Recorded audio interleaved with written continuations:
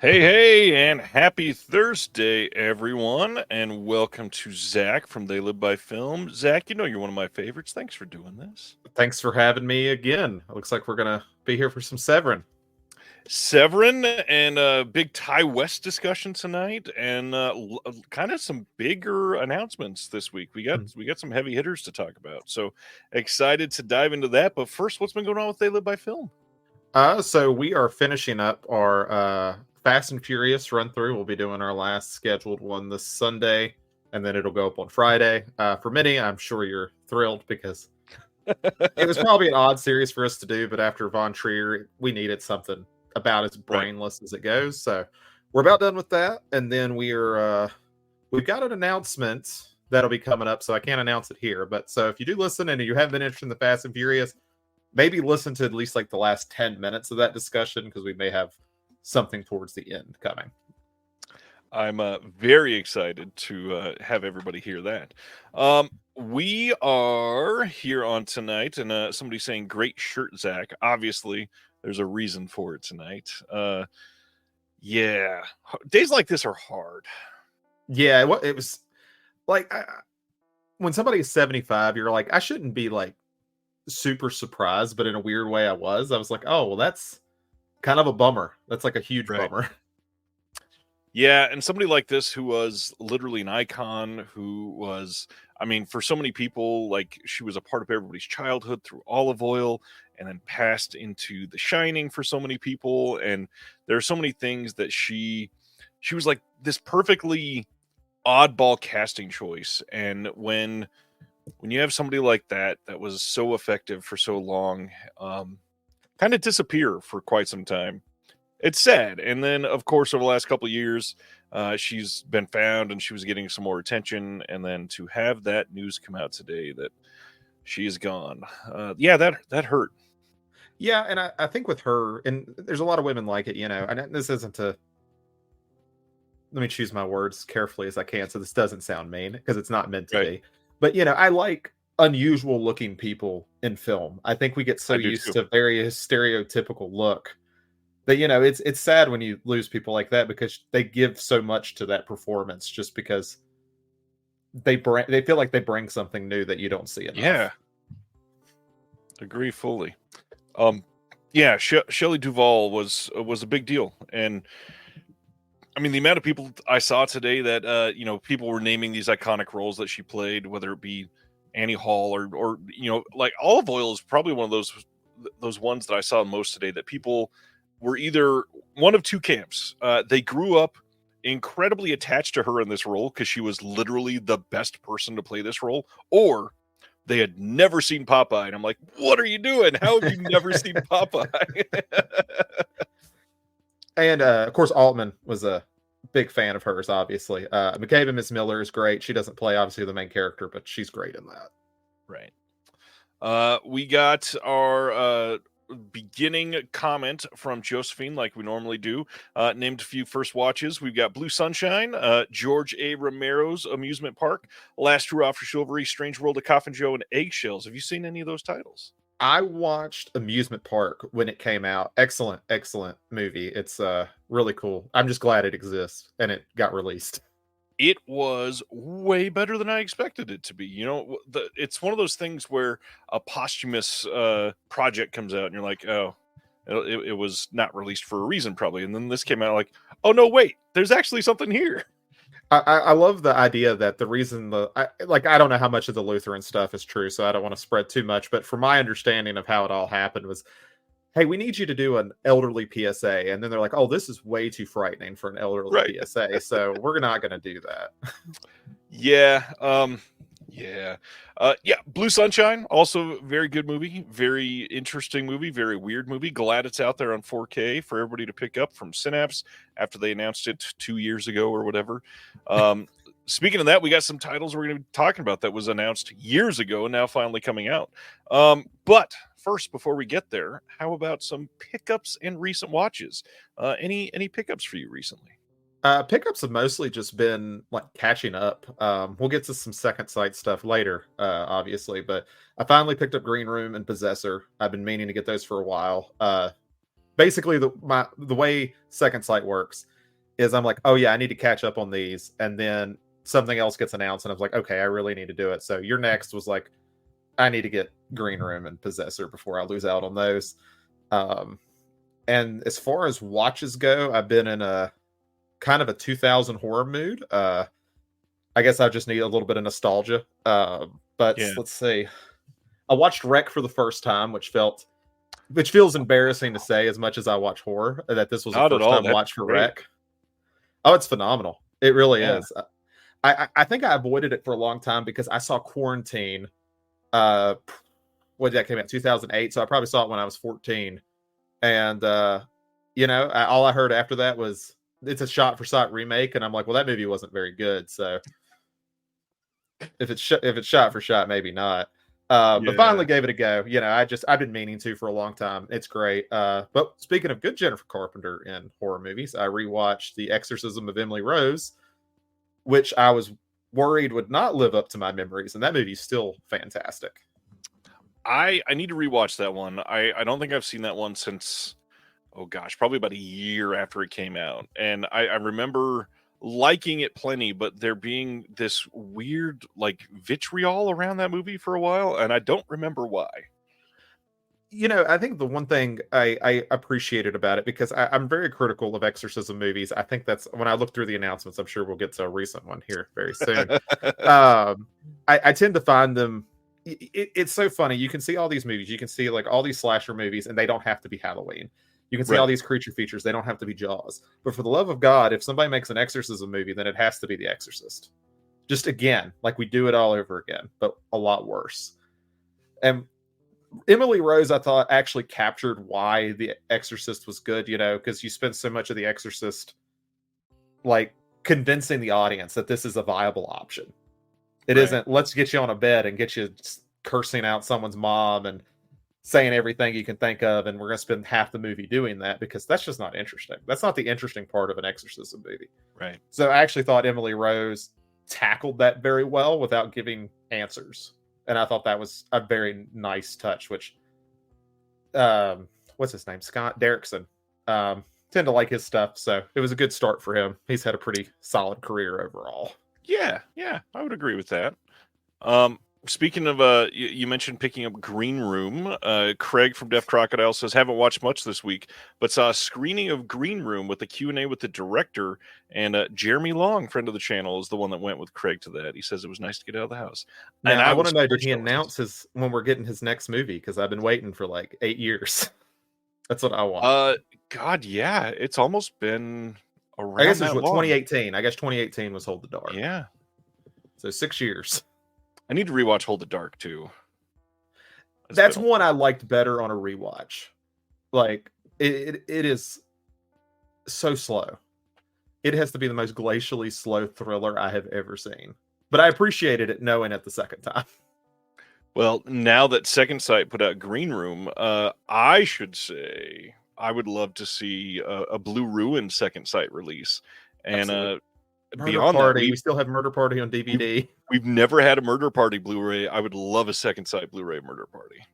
Yeah, or just a Blu-ray of Murder Party. I'm not picky. Just Oh let yeah, me see. yeah. I'm not Murder clamoring Party. for 4K necessarily. Just I would love it to be Second Sight because I love their work. I've got two things here. One is relevant for tonight that I think you were alluding to, and the other one I'm excited to check out. This just came in today. A check disc for The Man from Uncle 4K from Arrow. I have never seen The Man from Uncle. Ooh, are you a Guy Ritchie guy? Very divisive. Like Okay. I either really love the movie or it's like, why does this exist? So I'm going to give out my first controversial take of the night, I assume, because we haven't got to Ty West yet, so we'll get there. I think his later output is better. I think he has grown much better as a director over the last few years. Snatch is good. I think a lot of stuff he's done later is better. Oh wow! Silent Mandible last night would see Close Encounters of the Third Kind at the theater. I would love to see that play in rep right now, and I gotta admit, I would probably take my oldest kid. I think that would be a blast. The other thing I just got in relevant to tonight's conversation, The Sacrament from I Second got that as Sight. well. I forgot. I did get that as well. That was the Now other that we've pickup. talked about Second Sight like 14 times, yeah, this is going to be talked about tonight because after the announcements, we are discussing the career of one Ty West. This is going to be a very interesting, fun night, and I'm eager to get into the discussion on these. What have you been watching this last week? Ooh, let's see. Some of them we're gonna get to, so I'll save them. I did rewatch The Wailing, so that was really good. I hadn't Love seen that that since it released, so it was fantastic going back. Finally got some use out of that steel book I paid way too much money for about 5 years ago. So that was nice. Let's see, what else did I watch? See, Letterbox has been down all day, so I'm having to do this by memory. It might Yeah. be back up now. Let me see. While I do that, you tell me what you've been watching while I see if it's up. Oh, it Um, is up. It is up. I've been preparing for tonight a little bit, so I can't say much about that. I've also been preparing for another episode that I'm about to do with a mutual friend of ours on M. Night Shyamalan. And all I'll reveal now is I just watched Lady in the Water for the first time, or it might have been the second time. I may have seen it when it came out, but I don't think I paid much attention because I don't remember any of this from the movie, and man, is this going to be low on my list because Lady in the Water is not a good movie. Yeah, it's and when it comes to M Night, I think a lot of it's down to they poorly market his movies. Like I seem to remember Lady in the Water had like they treated it like a horror movie, Oh, and it is absolutely. so not a horror movie. It's almost like what was that Flanagan Before I Wake, where they advertised it as some like horror movie, and it's like a fairy Right. tale fantasy thing, and it's like it almost feels like, for my memory, that's the kind of the same thing they did with Lady in the Water. Though I would say, based on my memory, Before I Wake was a better movie. Yeah, Lady in the Water should have been marketed probably like kind of like a Del Toro film, to be honest. I mean, it's got similar things. Like there's meant to be a little bit of suspense, but it's literally the entire movie is a fairy tale story. That's all it's telling. Mhm. But either way, it's not a good movie. Um, the other thing that I was able to go to Maxine, so we're going to be talking about that tonight afterwards.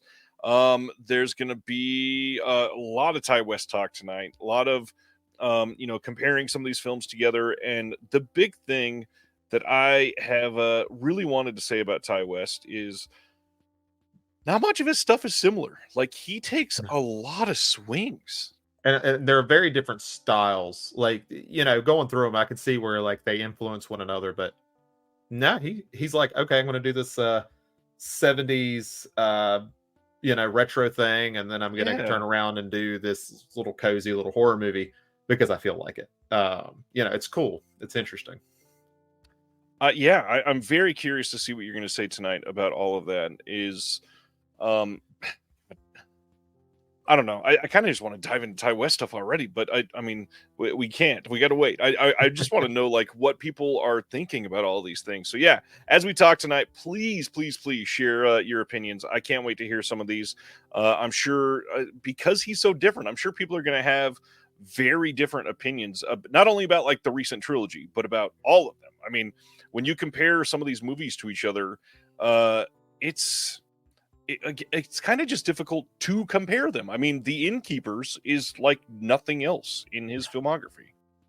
No, and it's nice to see, and I do wonder, and then we'll probably delve more into this, but I do wonder if that was a big part of why he had to take such a long break, because Mm, I hate to call Wingard a sellout, but he definitely was more comfortable saying, you know what, I like the big studio money, where I don't think West was quite as comfortable with that.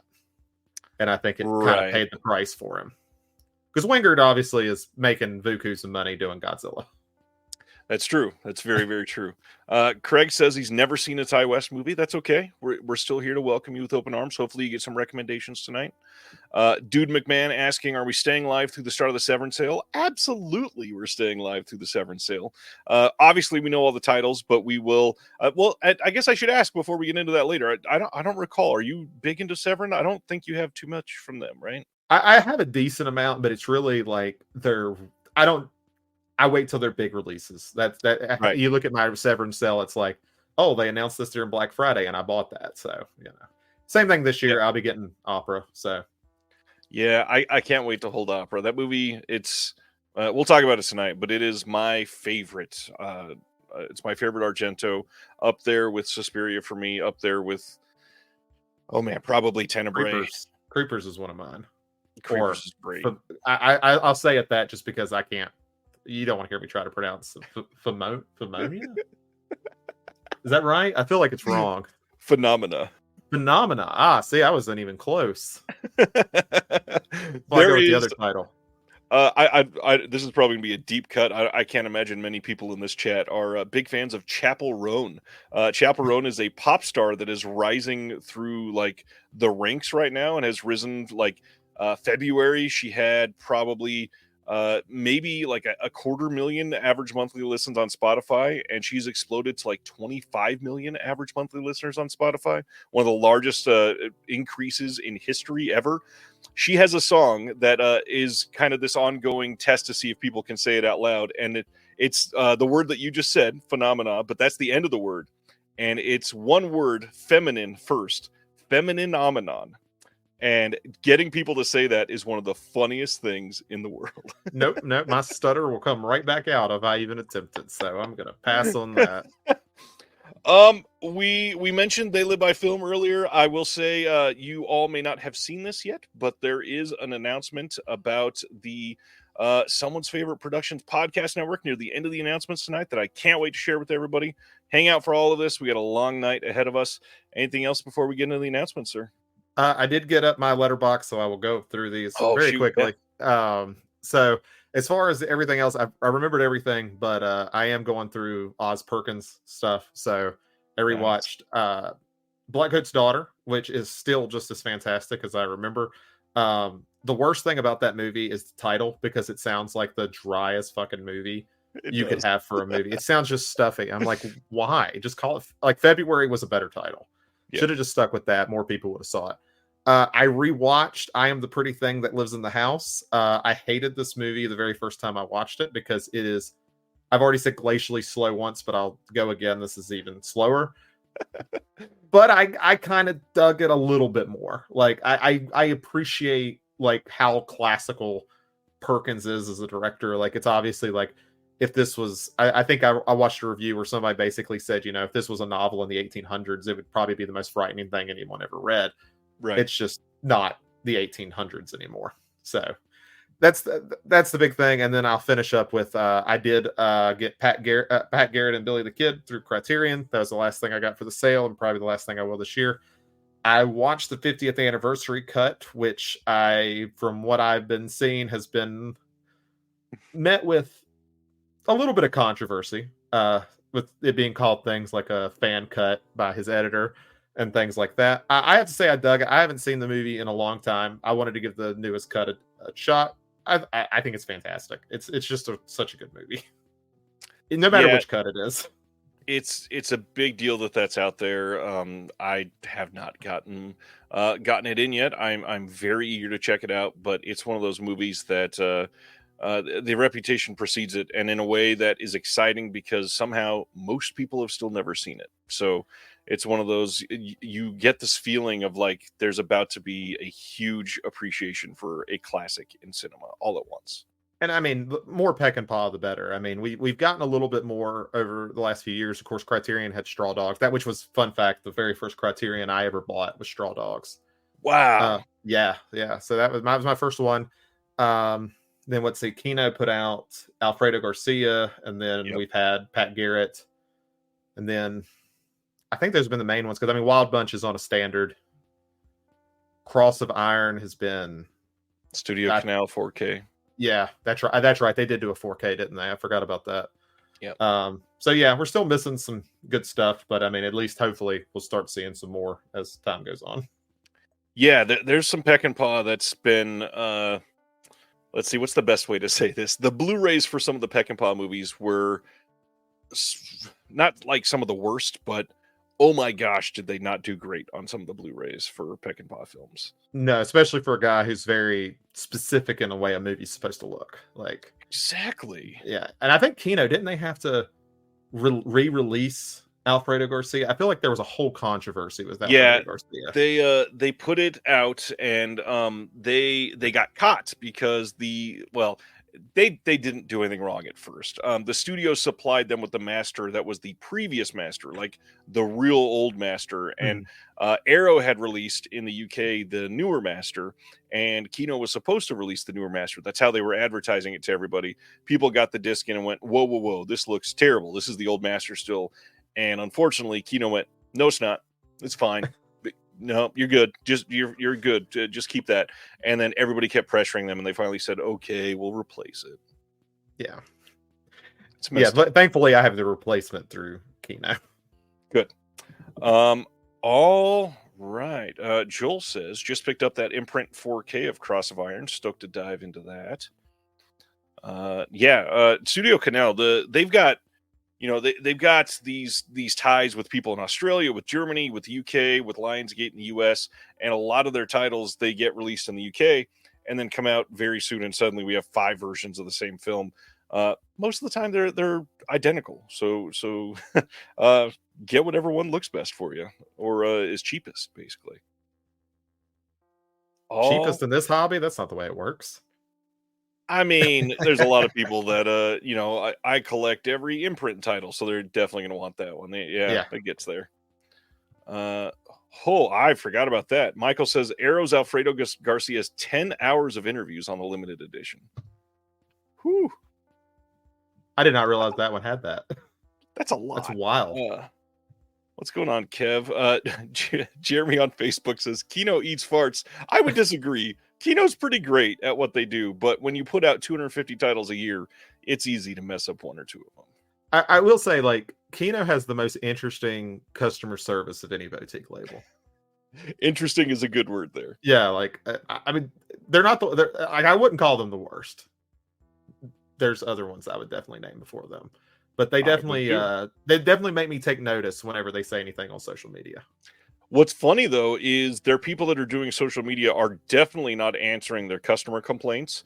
Their social media will be, no, we're never putting out Slumber Party Massacre 2. It's a trash movie, and you're a trash human for liking it. And then you email them and like, hey, my slipcover came ripped. Can I have another one? And they'll be like, oh, yes, sir. Here you go. We got free shipping for you. It's on the way. And it's like, wait a minute. Why are there two different people? Which we'll get into some Friedkin here pretty soon with their relationship with him. So we have all sorts of things to talk about that are going to be relevant. On that note, our first announcement tonight is Kino Lorber. Last week, we had been discussing that they were putting out the other big title that Imprint is also releasing as part of this double feature. Wayne Wang and, of course, our man Harvey Keitel titles. So they announced that they were going to be putting out Blue in the Face coming soon. This is the brand new HD Master. And just like last week, I did say this is likely about to be announced. And what do you know? It was announced the next day. We've just recently talked about this title, so moving right along. Last week was the Vinegar Syndrome sale, so we still got some lingering things to cover from there. The first is their Degausser video line put out Blood Cult this month. This is supposedly the first movie made specifically for the home video market. That is a big deal. It's got a big reputation for that. We got some extras on here, and of course they put out one of their fancy LED VHSs with this because they're doing that for all of the Degausser titles. But yeah, a bunch of new interviews, some new commentaries, looking good. Yeah, I can tell how shallow I am because I know nothing about that movie. It's probably terrible, and I'm like, I'm going to order that. Yes, everything I've heard is this is pretty terrible. Wonderful. The pack, it's going to look great on my shelf, though. That's what matters. It sure will. Next up, one of the Severance sale titles is Dario Argento's Deep Cuts. And man, the story about this one on the Severin podcast is absolutely worth listening to. I know that we're about to go over all the Severin titles tonight, and so we're not going to go into super detail on this, but over this weekend, if you've got some free time and you're wanting to be inspired about some of the Severin titles, highly recommend, first of all, always checking out the Severin Films podcast, but when it's their sale titles episodes that they do, it is so much more recommended. And they go into detail on this one about how Some of the negatives were thought to be lost for these titles for years, and then somebody just went and dug literally in like underground vaults and discovered, I think it's 3 out of 4 reels for one of these, and the other one they got a new scan from a broadcast master. But this is going to be great. We got Door into Darkness Part 1 and Part 2. We've got Night Shift, and then Dario Argento's Nightmares. We got some new commentaries. We've got a lot going on in this release. It's 4 discs. This is a pretty exciting release for Argento fans. Yeah, I have not seen anything on here, but that I at this point, is there anything we're not going to get through Argento? I feel like between Blue Underground's one release and then we have Synapse and Severin, I feel like we've gotten what, like 90% of it. Yeah, some of the newer titles we don't have great releases of in the US. Well, he stopped making movies in the 80s, so you know. Okay. In that case, then we have most everything. Yes. Oh, good. Yeah. The only thing I'll say is Inferno is supposedly under Disney control now. So while we did have a Blu-ray of that, it's unlikely to get a 4K. Come on, Sony, you got that deal. Go for it. That would be swell. Let's move right along to our next one. The Mr. Monk's Last Case movie is coming from Kino Lorber, which I got to be honest, I'm kind of surprised they were able to get this. This is pretty cool. I know that they've been doing the whole Monk series, but this is very, very different. This was made for Peacock. This was made for a streaming service, and Kino was able to get this as part of that deal, which is great. And now they'll have literally everything Monk. And it's a pretty good movie. Like I was a big Monk fan growing up, so it was kind of nicely nostalgic to get that movie. So, knowing what you do for work and knowing what I majored in school, did that play into your interest in this film? Did that help? I'll be honest. The show that encouraged me was the original CSI. I obsessed over that, but Monk probably helped too. But it was really CSI. I guess it's called Las Vegas now, but it wasn't when I watched it. There weren't 20 of them. Yeah, CSI and Law and Order for sure. I agree, Reggie. Always nice to see the streaming services release physical copies. It's a big deal. Next up, so I have not fully announced the details for the upcoming Mill Creek release of the Bewitched series because we don't have the details of the Mill Creek Bewitched series, but Imprint wanted to get a part of it and reveal to everybody that if you want this from somebody that's not Mill Creek, Imprint is going to be releasing the Bewitched series in 4 hardbox releases starting in November of this year. What they're going to be doing is 4 boxes, each containing 2 seasons, and you'll be able to get that from the Aussie label Imprint Films. These will be available in the US. I'm sure Orbit will carry them. I'm sure Diabolic will have them. So that's a big deal if you want a better thing than what Mill Creek's going to do. However, I will probably say they are likely the exact same masters. Mill Creek and Imprint are likely getting them from the same source. Same source. I think I said that wrong the first time. So yeah, don't be expecting much different. Although Imprint is likely going to shell out for some features, Mill Creek probably won't. I wonder if they're gonna just go through and do some I Dream of Jeannie next. I mean, it's very needed. The other big one, I mean, especially from around this time, I would love to see an updated version of the Munsters. Yeah, that would be good. Series. It is very needed, and there are lots of extras you can do for that. I feel like this is the right time to ask you how you felt about Zombies Monsters. I just watched it this year for the first time, so I could do an episode of Film Foundations. I was prepared based on what everybody said, and let me tell you, that did not prepare me enough because when I watched it, I fucking loved it.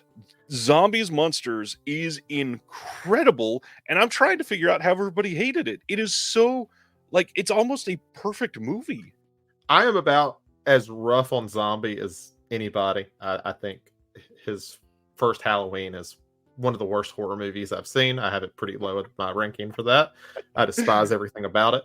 But I really enjoyed the Munsters. I think it was a good fit for him. It was obviously something he was passionate about. And yeah, I feel like I remember when all the news was coming out and everyone was just like, oh, look how this looks for like $60 million. And he had to come out basically saying, there's no way they gave me $60 million for this movie, by the way. Like, that Yeah. is not what this movie is.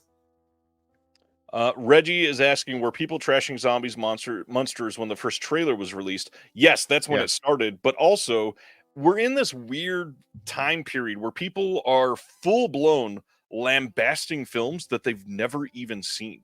Most people that are trashing zombies monsters have only seen the trailer. Like, it's an awful movie. Oh, when did you see it? Oh, I haven't seen it. I saw the trailer, but it looks awful. That doesn't, like, you didn't see anything. Yeah, like, I mean, if somebody said it didn't interest me because I didn't like the aesthetic, which would be, I don't know, odd for me because I thought that was one of the things he nailed. But I'd be like, okay, but you can't say the movie's bad. Like, you can sit there and say it didn't appeal to me because, I don't know, it didn't look like my type of thing. Yeah. I was very happy with it, and it is very high on my zombie list, which I did not expect. I expected it to be squarely in about the middle or maybe on the bottom half. Nope. It's pretty near the top. It's fantastic. Oh, Kev, yes.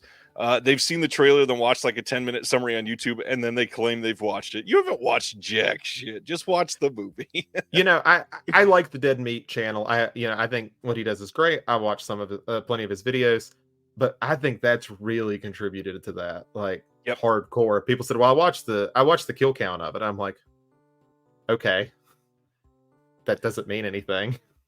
I want to know what's wrong with me because I can't stand the videos on that channel. I've got nothing against the guy. I can't get into them at all. But anyways, we're staring at Bewitched, and I could go into trashing kill count. Anyways, speaking of Imprint, September 25th, they are releasing their Imprint television number 9, Man in a Suitcase, the complete series. This is from 1966 and 67 and has a ton of stuff as usual. Their TV releases are remarkable. 8-disc Blu-ray set, 120-page book in this. All kinds of special features, so many that if I listed all of them, it would have had to have been literally like 3 or 4 different Instagram posts because of the Instagram stupid character limit. So, yeah, this is an amazing looking release if you're into the series. I had never heard about it. No, this is it. Is it, what is it, a UK show, an Australian show? I believe that's all they've been doing is UK series. Okay. Yeah. Stan is preparing issue 11 of our physical media advocate. Thank you, Stan. You're the best. Kev doesn't like Dead Meat either. Nice. I'm not alone. Then Vinegar Syndrome announced their next VSA title. It is the Troma-produced They Call Me Macho Woman from 1989. And this is what our artwork looks like. This one looks pretty good. It says newly scanned, restored in 2K from the OCN. We've got a commentary track with William Morris, friend on Facebook of mine, John Dixon of the Oscar Bait Film Collective and Podcast, an interview with the cinematographer, interview with Troma president Lloyd Kaufman, and then a booklet with an essay by W. Richard Benash. Yeah, this one looks fun. Yeah, I mean, I've never heard of it before this moment, but I would watch it. Yeah, most of the Troma titles that we've done have been pretty decent, I thought. Then we got a really fun announcement from Kino. They are putting out The Hunted. I keep wanting to call this Hunted. The Hunted from 2003, and the big deal, Zach already alluded to it. This is coming on 4K, and that's a big deal because it's William Friedkin directed, and they had basically sworn off, we're not going to release any Friedkin films on 4K. And then he died, and they're like, okay, we're back in the game. Oh, good. We don't have to listen to his input. We're good. We're good. Right. Which, I mean, I have always said they should basically have, like, the mantra of physical media should come from Friedkin with his interview with, was it The Rap? Nicholas Winding Refn? Oh, no. It's like he did one where they were talking about Oliver Stone. And he was going through this whole thing where it's like, yeah, Oliver Stone says physical media won't exist in 10 years. And this was in like 2010. And he's just like, how the fuck would he know? And the guy was like, yeah, I think he just didn't want people to see Alexander on Blu-ray. And he's like, fuck Alexander and fuck Oliver Stone. And I'm like, that's awesome. Oh, Should be the mantra of physical media. I haven't seen this since theater, I don't think, and I remember really liking this movie. I was big into Tommy Lee Jones then, not that I'm not now. He's still great, but that probably colored it a little bit. I don't know if it's as good as I remember, but I will definitely be wanting this one. I saw it weirdly 2 weeks ago. I did not buy if there was a Blu-ray already. Thank God I didn't buy it. I rented it from Amazon, so I thought it was pretty good. Yeah, like I kind of saw that it wasn't well received, and I guess I don't know. It's a dad movie. I like dad Yeah. movies. Silent Mandible wants to know: is this related to The Fugitive and U.S. Marshals? I don't. You can think pretend. So, right? You can absolutely pretend it is because it would fit right in. Eli is asking: is VS ever going to release another VSP? Eli, What was their last one? Well, if you keep watching for another 45 seconds, you'll find out. The last one before that, well, we just got the last one. It was the one with the bikes. Just came out like 2 months ago. The one with the bikes. I could probably go pull up their website, and I'm not. That's Somebody else will doing. say it in the chat before. Yeah, I'm gonna see if I'm gonna race find them. it. See if I can Riddle of Fire. They beat me too. Oh, that's a pretty new movie too. That's right. Yeah. Well, and it's a VSP, which means they help produce it. Yeah, we're going to talk about another one of those in just a moment. Yes, give me Volcano on 4K. I don't really believe in guilty pleasures, but if you're going to have one, that's a pretty guilty pleasure because that movie is not good, but it's so much fun. Yes, Stan, that is a tribute to Shelley Duvall. We had that conversation right before you got here, actually. So yeah, we're going to talk about another VSP in about, or was that after this or before this? Now I may be wrong.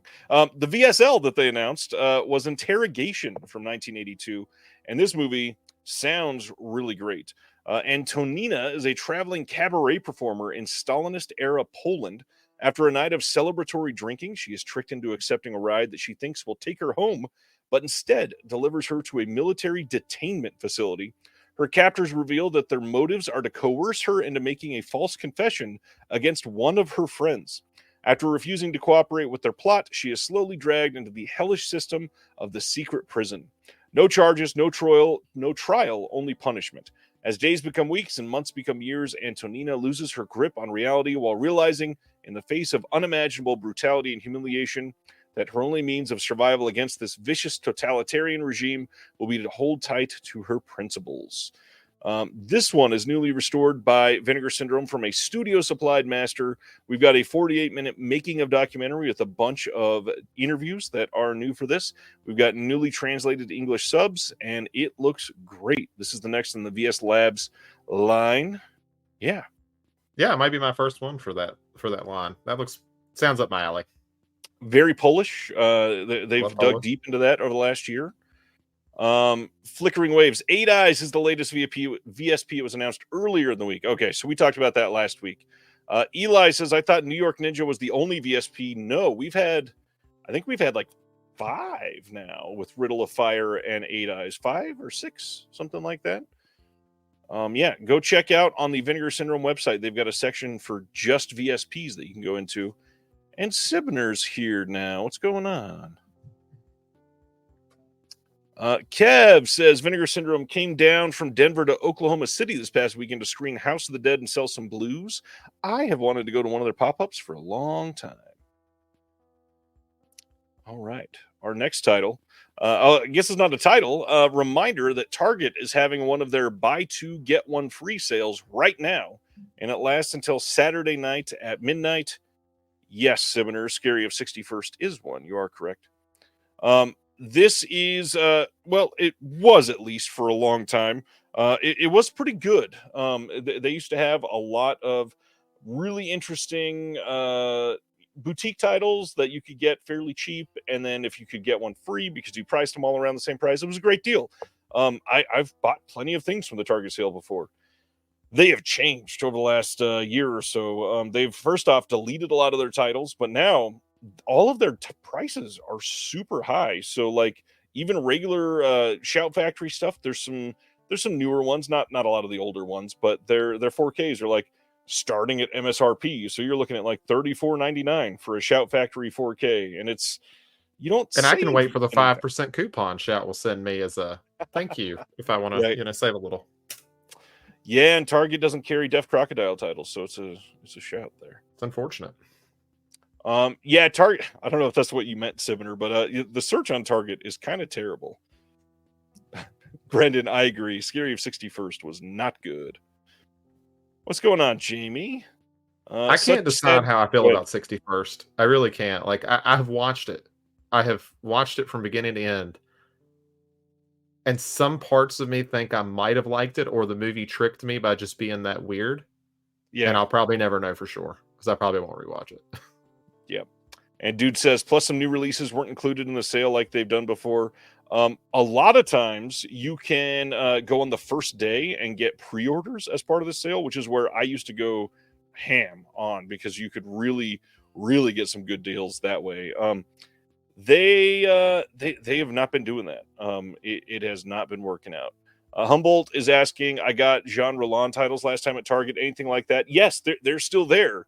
However, they're priced at like $27.99 or $29.99 4K, and that's kind of what they always are, or a couple dollars more than you can get them at like Orbit or Diabolic, which means even if you get 3 titles at that exact same price, you're really not saving all that much in the long run. And these used to be so good that you were saving literally like somewhere between like $12 and $14 per title when you were finding good deals. It felt like, yeah. All right. Jamie says these sales are great. Found my movie Skinamarink at the local public library today. Very nice. I got a steelbook, didn't it? Yep, it did. Walmart exclusive. Stan's excited for Caligula. Kev says paying the difference for the sale not worth it. Yeah, it's about that price, and not to mention all of these retailers that we have now, which we're up to like 4 or 5 really good ones. We've got Diabolic, we've got Orbit, we've got Grindhouse Video, Atomic Movie Store, and then the probably the newest one that people are discovering, Brother Belial, which really came in to focus on German titles, but he kind of carries almost everything nowadays. He's starting a sale tomorrow, and everything is going to be like 15% off of his already low prices. So check out brotherbelial.com if you're into it. This is I don't know, it might age me. Does Bull Moose still exist? Is that still one? I believe so. Okay. I know they're more in person. I don't think they do much for online sales. But yeah. Target gift cards from coworkers. That's a reason to do it. That's for sure. And Target does a lot of Target Circle offers, where if you spend $40, you get $10 or something like that, which makes it a lot more worth it. Bayview Entertainment, I believe that's Canada, right, Jamie? I think that's a Toronto store. They've got sales all the time. Is Anthropophagus any good? If you like B movies, it's fun. It's certainly worth it. All right, going to our next one. Amazon is price matching that for this week, the Target sale. They are offering their title, their sale. They go for the name Get 3 for the price of 2, just to be different. The worst part is the titles suck on Amazon. None of the boutiques ever really fall under this. They don't price match all of the Target titles, but it's mostly studio titles, so check it out if you are looking for some studio stuff. Stardust from 2007 is getting a 4K steelbook from Paramount on September 24th. This is a big deal for a lot of people. My girlfriend is one. I told her about it earlier. She was so excited. A huge cast in this. Sienna Miller, Charlie Cox, Claire Danes, Michelle Pfeiffer, Robert De Niro, Peter O'Toole, Rupert Everett, Ricky Gervais, Henry Cavill, very young in this. Yeah, this is a title people love. Yeah, my girlfriend says this is Robert De Niro's best performance, and she will fight anyone who disagrees with her. I don't think I've seen this since theater, but isn't he like barely in this movie? It's enough, apparently. I haven't seen it in a long time either. I mean, okay. I don't know what to say to that. I don't. I just go with it. Hey, speaking of the Severance sale, I put up a bonus interview this week with the writer and director Damian Leahy for Simple Like Silver. This is a title that is going to be exclusive to this weekend Severance sale. Now, they said some interesting things about this on the podcast. They normally said, as part of these sales, hey, Four Flies with Gray Velvet, we can only sell it during the sale weekend, wink, wink.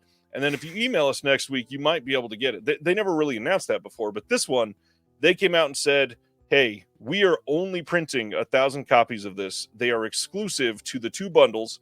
One of them is the just the disc bundle with all 10 releases they're doing. The other one is the Argento bundle because Damien had cast Christina Marcellic in his film Simple Like Silver, and he's the one that got her to come back for bonus features. I talked to Damien this week after we had done our interview, and he said, yes, it is legitimately only going to be for sale during the sale. And if you really want it, now's the time to get it because it is not going to be one of those things that you can get at conventions. They only made the deal for this weekend, and it's not one of those things that they're going to hold on to inventory for. I saw this film. I honestly think that a lot of people are going to like it. If you are into, especially if you're into like experimental cinema, it's not a dialogue riddled film. It is narrated through the entire film. It's really well shot, full black and white, but it's a pretty movie, and I think he did a good job with it. But yeah, did an interview with him, and it's 3.5 hours long, and I cut a good 75 minutes out of that interview, so check it out if you are into it. I'm assuming that 75 minutes was just complete juicy details that we'll never be able to hear.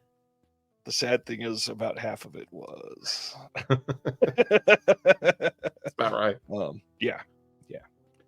Let's see. Something being better than Maxine isn't saying much, but I'm glad you dug it. What are we? I don't understand the hate for 61st. Maybe because I'm a lady and hate Epstein. I think all of us watching probably hate Epstein. I thought it was one of the better small budget mumblecore horror. Well, I don't think so. But hey, to each their own. I'm glad you liked it. Kino is releasing the Fatal Vision TV miniseries on Blu-ray on September 10th. This is coming with a new audio commentary by Daniel Kramer, who's been on the channel before. A lot of people didn't see this coming. Glad this is getting out there. This is one that some people saw for a long time because they got some big names in it. Barry Newman is in this, Gary Cole, Andy Griffith. And yeah, I'm glad people are going to be able to see this. Ooh, Kev just got out of seeing Longlegs, and I am jealous. I'll be seeing that in 12 hours. I had planned to see it this weekend, and then my wife left about by now it's about 4.5 hours ago, and won't be back till Sunday night, and I can't watch it without her, or she will murder me. You just don't mention it, and then you just act all surprised when you go see it next week. Ooh, I'm seeing this for the first time. Wink, yeah. wink. If I didn't have my kids with me, I may have done that. Silent Mandible says Carl Malden looks like W.C. Fields. All right.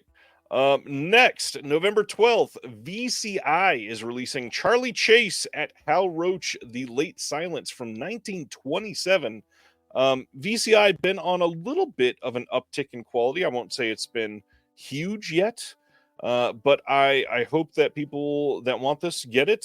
Silent films don't always do super well on physical media, and I'm glad that VCI is doing some of them. Obviously, there's some other companies that have done it. So if you are into silent films, I would say don't wait. Try to get this early just to speak with your wallet on these because it's getting hard for people to invest in films like this unless it's something that people, I don't know, like Inferno for TerraVision wasn't one that was highly sought after, it seemed like, but then it sold like hotcakes. So I'm not sure. I will for people plug an episode we did with a moderator on Reddit called Captain Gibbs, who is like probably the biggest resource on silent film I've ever personally met. Chris did a great interview with him. So if you're looking for recommendations, I don't remember how long that interview was. It's been a while, but I'll plug that for anyone who's interested in that sort of thing. Interesting. It's a good plug.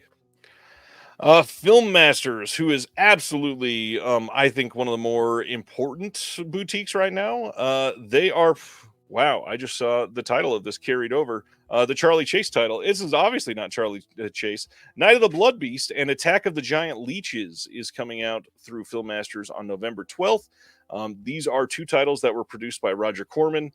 And on this, we've got full commentary tracks by Tom Weaver and the Weaver players for both films, full color inserted booklet for this release. And then we've got comparison videos showing the impact of the restoration, which, again, very grateful when labels do that. I think it's a really great way to show the work that they're doing. And they put on the 8mm version of Night of the Blood Beast on here, which is super rad.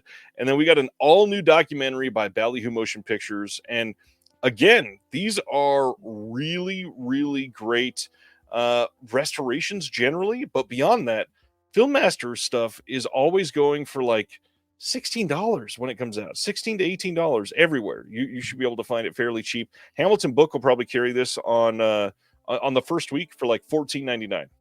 That's it. I need to get more into their stuff. I have not bought anything from Filmmasters, but I've heard nothing but really good stuff. I could recommend 2 titles right off the bat. Okay. Hint, write them down. We've been on both of them. Oh, have we? It's over the shoulder. The orange title right there. That's The Swiss Conspiracy, Jack Arnold film. The movie's not great, but the extras just perfection. And then the big one that's coming up that I would recommend is Door to Door Maniac, starring the one and only Johnny Cash. I did hear about that one. Yes, I did. I remember that announcement. It's got a B feature on that featuring Aram Catcher, and we did a documentary on Aram Catcher for that release. It's going to be great. Oh, look at that, Tubi. That's perfect. Tubi for that one too. Absolutely. All right. Agreed with Joel here. Great to have decent versions of these public domain titles finally, plus actual great extras. Ash says June and this month have emptied. I imagine you're talking about your wallet because there's been some great releases. Next up, speaking of stuff with someone's favorite productions, man, this one is exciting. Not Quite Reality is an up-and-coming boutique that just started fairly recently. They've only done, I think this is number 3, 4, and 5, or 4, 5, and 6 of their releases, something like that. They are focusing on found footage films, and this first title is The Flock from 2022. This is coming with an exclusive laser cut window box slipcover that is really great looking. It's going to have the Flock symbol cut out of it, and then it's got a design on the inside that you can see. But the big thing is this has the director's cut with an introduction by the director, and then it's the first time this cut has been available anywhere. And then beyond that, we have a visual essay on this release called What Makes a Cult? And we worked together with our good friend Jason Kleberg from the Force 5 podcast to make this. And essentially, our visual essay on this is the tactics that cults use to rope people in. And it's one of the favorite things that I think we've created so far. But if you like found footage, their releases have been great so far. This one is going to have all kinds of extras if you want the full bundle. But there's also a second disc on this. We've got a bonus movie called The Devil's Children. It's by the same director. He does an intro for that as well. We've got some commentaries. We got some interviews behind the scenes and stuff. You've got a bundle you can buy with this big poster. There's some cards. There's a Join the Flock little certificate that you can get, or you can get the standard edition. This is just super fun. You know, I love the, I guess that is a form of window box, you said, right? I guess that would count as one. I miss those in Arrow. Like I see those every once in a while, and I'm like, man, those are awesome. So I love that design though. That's just really unique. Yeah, those old white window box releases from Arrow before they got the different new style were special. From the same company, Not Quite Reality, they're also putting out Kip Cap from 2021. Now this one has been hard to see.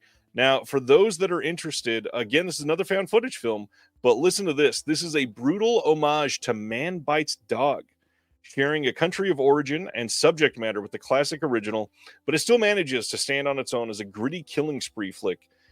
This is going to have 2 bonus short films from the director with hard-coded English subs on there, and you've also got the opportunity to get this poster with this cool animated style on there, or you can just get the standard. And I will say, these are all very fairly priced from their website, so check it out if you've never looked for Not Quite Reality. Their website, notquitereality.com. I love going on Letterboxd and I see members who have watched it 12. That actually intrigues me. That intrigues me quite a bit. Always exciting to see that. Yeah. Next from them, they're teasing some future titles coming this summer. They've got Himalaya and then the Tahoe Joe Collection 2-pack. Himalaya is from 2024, Tahoe Joe is from 2022, and then Tahoe Joe 2 is from 2024 as well.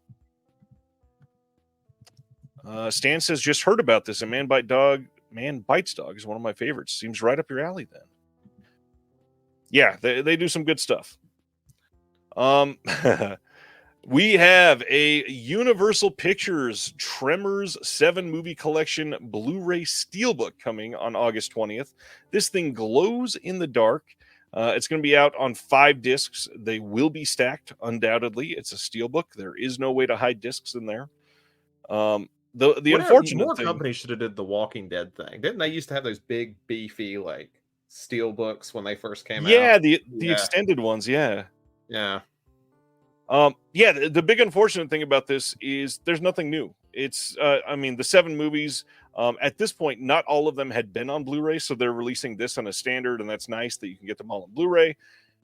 However, it's Tremors. Like, so many people would love to make bonus features for Tremors. So many people could do commentaries for these. You've got a lot of obviously we don't have Michael Gross anymore, but we've got a lot of the actors still alive that would love to talk about these. I mean, Jamie Kennedy's on a podcast all the time. Let him talk shit about his movies. That would be an instant sale for me to buy this again. Say you included the lost pilot episode of that Kevin Bacon one that did not get picked up by the Sci-Fi Channel. Like, just include it. Let us see it. Like, if it was so bad, I would buy anything that said they included it. But we'll probably never get to actually see that show. Like, no, form of it. However, some of the DVD collections are putting the full other produced TV show, the one that actually aired. Which is a wild show. Dean Norris, way before Breaking Bad's in it, for anyone who hasn't watched it. So it involves Ghost for one episode. It's a wild show. But honestly, I enjoyed it for what it was. Yeah. Next up, this is by far the biggest news of the week. We got a Godzilla size announcement that in September, Toho themselves is releasing Godzilla -1 on 4K and Blu-ray in the US. Well, technically, like, it's not really in the US. They're taking the Japanese release and putting English subtitles on the Japanese release of the film, but nothing else is getting subtitled or translated. So this is going to have, we are sitting at 4 discs, and the only thing that there are subtitles on is the film, the black and white version of the film, and that's it. The black and white version of the film isn't even on 4K. That's only on Blu-ray. You can buy this. You can get it shipped to you in the US. You can watch it at home, and this will likely be the best this film ever looks on home video, because Toho treats their stuff with care, and then when they license stuff to other people, they kind of give them the shambles. However, there's so much stuff on this disc, or discs, that you just will not have access to unless you speak Japanese, which is crazy. I can't remember. Isn't there like some weird thing where with the American Godzilla with them, like the way they release stuff? I can't remember. I feel like there was something about that. Isn't there some weird what? Isn't there like a weird thing of like a time limit of how long they can like release stuff or something between like when the American Godzilla stuff comes out and when their stuff comes out in the US or something? I don't know. I remember Shin Godzilla took forever to come out because of something weird. The rumor that I was told is we can't get another physical media release of a Godzilla title within 1 year of the US Godzilla titles coming out. That's what it was. Okay. I thought it was something about it. I couldn't remember what it was. If that's the case, there could be another version of this that comes out next summer that finally has everything. Yeah. Point Break was trying to point out that I misspoke when I said Michael Gross wasn't with us. I meant Fred Ward. And then I tried to correct that in the chat and misspelled it to Fred War. So I apologize. Sibner wants to know, do you think there's time that if they get feedback, they'll add subtitles to the extras? No, not at all. They are porting over the exact same disc. Which is a mess. Like, this is rough. I mean, they're shipping the booklet still with Japanese, and I've got nothing against that. Like I'm a media book fan. I buy stuff from Germany all the time. But this of something that it just won an Oscar. This is something that everybody wanted. And this is what you're doing. Like, I know a lot of people jumped on this. They sold probably thousands of copies in the last 2 days of this title. I can't do it. Yeah, I mean, I guess the one good thing is we can use our apps now on our phone and say scan, but that's kind of, they could do that as well and then send it off to the US and UK and stuff. They could do the same thing I'm going to do. And I've done that. I've read media book booklets with Google Lens, and first off, it takes a long time. It's not worth it. But second off, just double the amount of pages you're printing and put it in English as well. All right. This was a title a lot of people were after. In the US, we are getting on September 10th from RLJE Late Night with the Devil in a Blu-ray steelbook. And a lot of people up in arms about this because it's a Blu-ray steelbook, even though the filmmakers have come out and said, we prefer you to watch this on Blu-ray. Of course, Germany's releasing Late Night with the Devil on 4K because Germany. But this is the preferred method of home video viewing for Late Night with the Devil. This will not get a Shudder release through OCN. That's been confirmed multiple times over. This is the US release, and it appears there's likely not even going to be a standard release. It's just going to be this steelbook. Now, I have a question. Do you think they used AI to design the cover for this?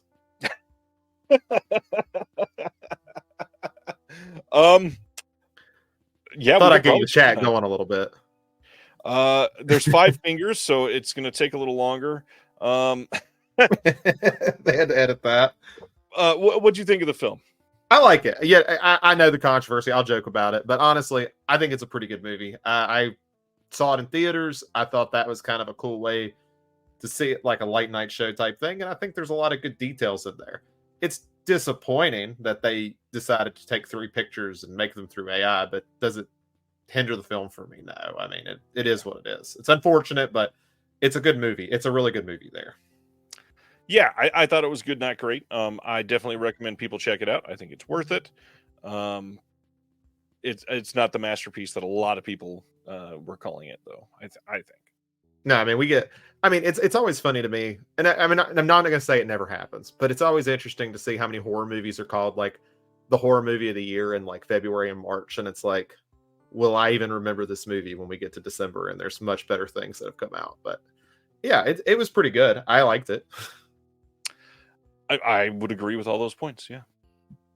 The next one, RLJE is also doing a steelbook on the same day, September 10th, Blu-ray steelbook of the newest Walking Dead. Walking Dead, The Ones Who Live. And what's interesting, I thought this was just meant to be a limited series, and it's only done after this run. But this says season 1 on the steelbook. So now I'm confused. I'm not like attached to.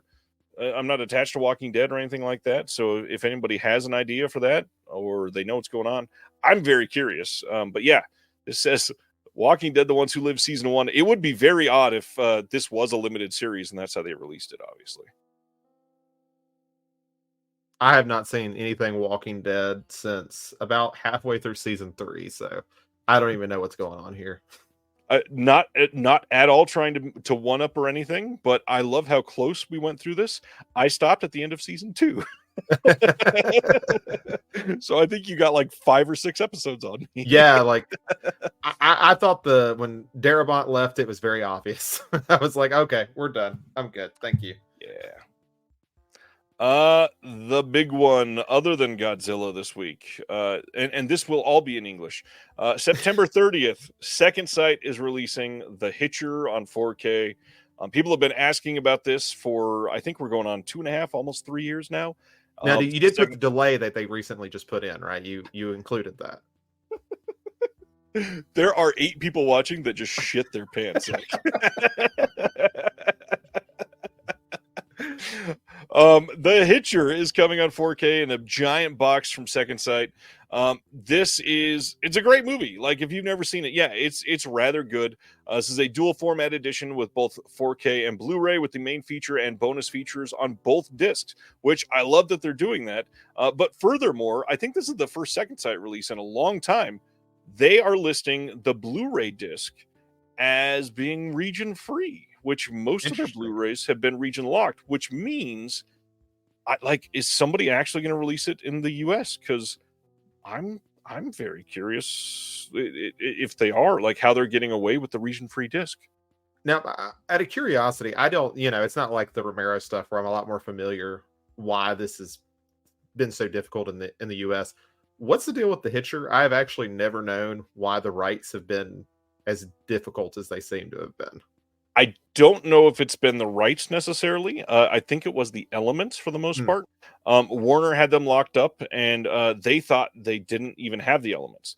They allowed Second Sight to go search for them, and Second Sight themselves in the Warner vault tracked down the elements for the Hitcher and were able to do a full restoration. Oh, that's awesome. I didn't realize that. So that's a much better ending than when Scream Factory tried to find Event Horizon and came up empty-handed.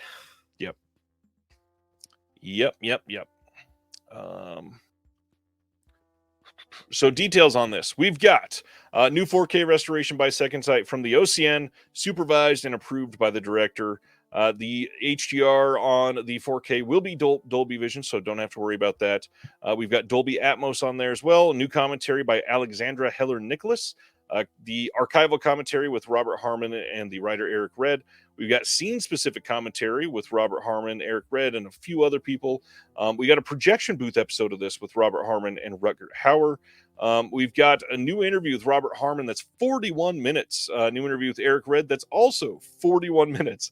New interview with C. Thomas Howell that's almost a half an hour.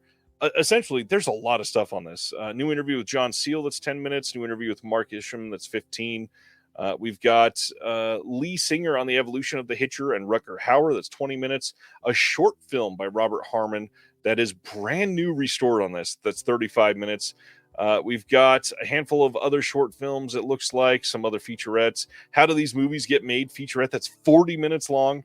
And then on top of all of that, a rigid slipcase with new art by Adam Stothard, 200-page hardback book with exclusive Robert Harmon interview by Lou Thomas, Eric Red interview by Matthew Thrift, new essays by Heather Drain, David Kitteridge, Craig Ian Mann, Rebecca McCallum, Megan Navarro, and John Towson, with an archival Fangoria article and behind-the-scenes photo gallery.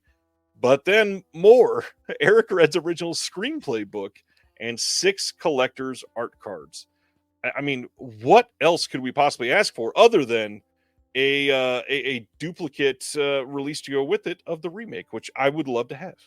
Yeah, it's the remake is in that rare example of it's not as good as the original, but you know what? It's not that bad. It's pretty good. Right. Brendan is asking. He says, "Correct me if I'm wrong, but there's no such thing as a region locked 4K, right?" There's like 4, right? It's gotten a lot worse. Wonderful. Since you checked in. There is such thing as a region locked 4K. There is not supposed to be in the UHD standard. There is nothing written about region locking. However, it's the same authoring as we get for Blu-ray. So it's literally like clicking a bubble in a computer program. And some companies have supposedly accidentally clicked the bubble to region lock it, and others have done it fully on purpose, knowing what they were doing. For the longest time, there was only a good 3 or 5 region locked 4Ks. We are now almost up to 20 region locked 4Ks. Now, my question is, how has Scream Factory repeatedly hit that button as many times as they have when I'm looking at the list here? Like and gotten caught. Yeah, multiple times. In fact, I think they're up to 4, because Weathering with You was them as well. I forgot. I didn't count that one. Yeah. So yeah, it's Brotherhood of the Wolf, People Under the Stairs, Weathering with You, and then Thanksgiving 4K. Thanksgiving is not Scream Factory, though. That's a. Oh, is it not? I looked at the. I thought it might have been them because it looked like the same. I think that's a German release, so maybe it is only 3. Yeah. Yes, there are a bunch of region locked 4Ks out there, but the good thing, most of them are Italian and German 4Ks. So, yes. Craig says, "I'm very curious how and why the rights holders are okay with the region free discs. if you're talking about 4K, it's not in the standard. There's not supposed to be any of them. Yes, the 4K of Planet of the Vampires is also locked. That's from PlayOn in Germany. All right, that is The Hitcher. You can pre-order that now from Second Sight, from Orbit, from Diabolic, from Atomic Movie Store, from Grindhouse, from Amazon UK, from Brother Belial, from basically everywhere. And Second Sight's had such a wild year. Like they've had a good year. And we're still supposedly getting Possession in 4K from them soon. Brendan is saying, so the people that patent LED 4Ks wrote in some sort of universal contract that they can't be locked. Interesting. Not necessarily like that. When they made the actual format of Blu-ray, they had a whole section based on region locking the discs. 4K, they've completely left that part out. It's clearly possible, says Craig, and given that rights holders would insist on it, I think, hell, we got yelled at that the subtitles were optional on some of our discs. I remember talking about that with you. Yeah, the big thing is it's not even supposed to be an option, even though it clearly is. Yeah, and I mean, it just seems like one of those things companies are holding on to, even though it's inevitable. I mean, when we had DVD, was it 6 regions, 9 regions? It was a I think lot. it was 9. Yeah, it was like I think it was like 1 to 9 or something, and then we went down to 3, and then we're supposed to be down to 0. But yeah, yep. All right, so which I haven't tried it. I'm curious. Just before we move on, I apologize. You're fine. If the region-free Blu-ray players, will they unlock 4Ks, or is that a completely different thing? I haven't had one with that issue. They do. Okay. My 4K player is a region-free 4K player, and yes, it will unlock region-free or region-locked 4Ks. Good to know. Good to know. So that is The Hitcher, and we are on to Radiance, which is an incredible-looking month. October 28th in the UK, and then October 29th in the US and Canada, Blu-ray releases from Radiance of the Dai Gothic box set, which the art on this box is evocative as hell. So this is a collection of 3 of Japan's most famous ghost stories that have haunted people for centuries. We have the Ghost of Yatsuya, the Snow Woman, and the Bride from Hades. And on the inside, we've got all this gorgeous original art on the cases. Loving this. We got new 4K restorations of the Bride and the Snow Woman, an HD digital transfer of the Ghost of Yatsuya. Newly designed box and booklet by Time Tomorrow, 6 postcards with the original archive imagery from the films, an 80-page booklet in this with new writing by Tom S. and Zach Davison, and then new special features on all 3 films. And this looks amazing. I mean, this looks like an incredible box set. I feel a little bitter every time a Radiance thing gets announced because I was dumb and didn't get the subscription. Right? Same I feel here. a little bitter every time. Oh, love it. Second Sight is... Oh, yeah, that's right. Second Sight is working on Dead Man's Shoes. Thanks, Gary. I forgot about that. They teased that. God, that's been like 9 or 10 months, something like that. I mean, you know, when you've done... Now they're going to have to wait like another year so it can be like with The Hitcher. Everyone's just asking for it. Yeah, this looks rather good, and these are October releases, so they're leaning into the horror side. This next one is Dagra Magra from 1988. This is coming on October 28th in the UK and October 29th in the US and Canada. Man wakes up in an asylum with no memory. Dr. Wabayashi helps him to recall his past in which he killed his bride on their wedding day.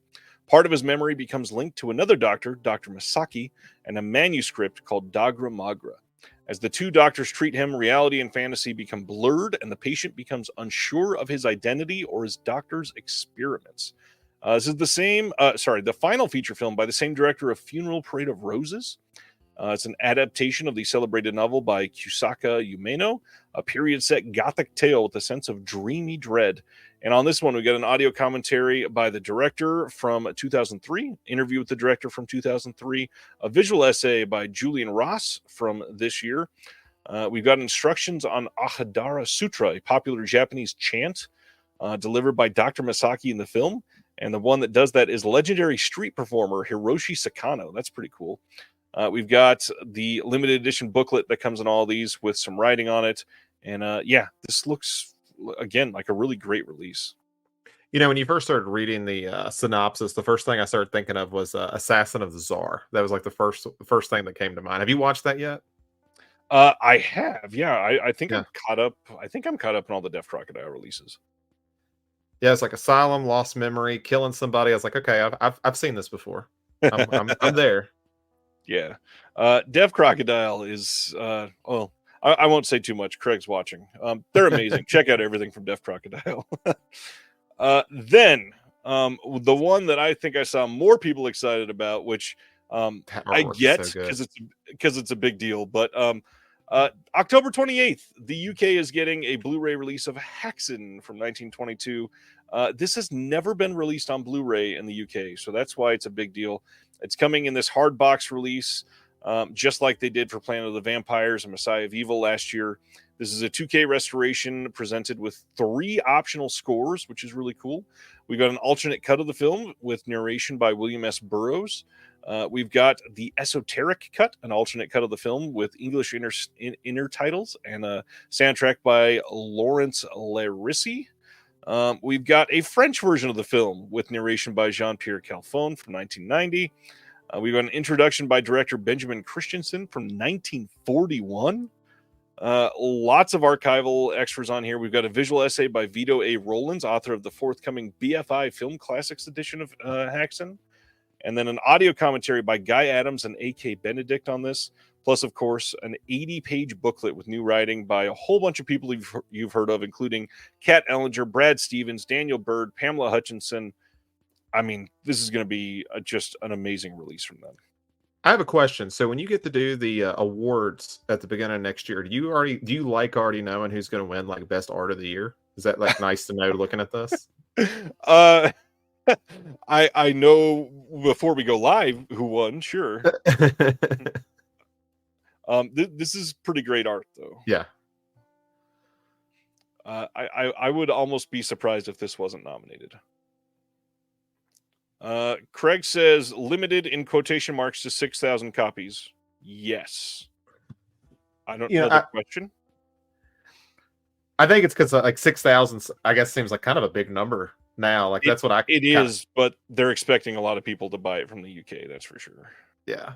It is funny going up to like I have that 10 Commandments and Ben Hur sets, like those old Blu-rays, and it's like limited to 100,000, and I'm like, all right, yeah, that's cool. Yep. So yeah, this will be limited to 6,000, and it'll likely sell out fairly quickly. I know that Craig's questioning the word limited there, but yeah, it'll probably sell well. Then this is the big one. I Vampiri, aka Lust of the Vampire, is coming on Blu-ray on October 28th from Radiance in the UK only, not the US. This is going to have a 2K restoration of the film with Italian and English audio, an audio commentary by Tim Lucas that was recorded last year. We've got a featurette on the making of the film. We've got an interview with Lamberto Bava. We've got an interview with Leon Hunt, author of Mario Bava, The Artisan, as Italian horror auteur. We've got the booklet in this as usual. Again, looks great. This is one that I know a lot of people have wanted.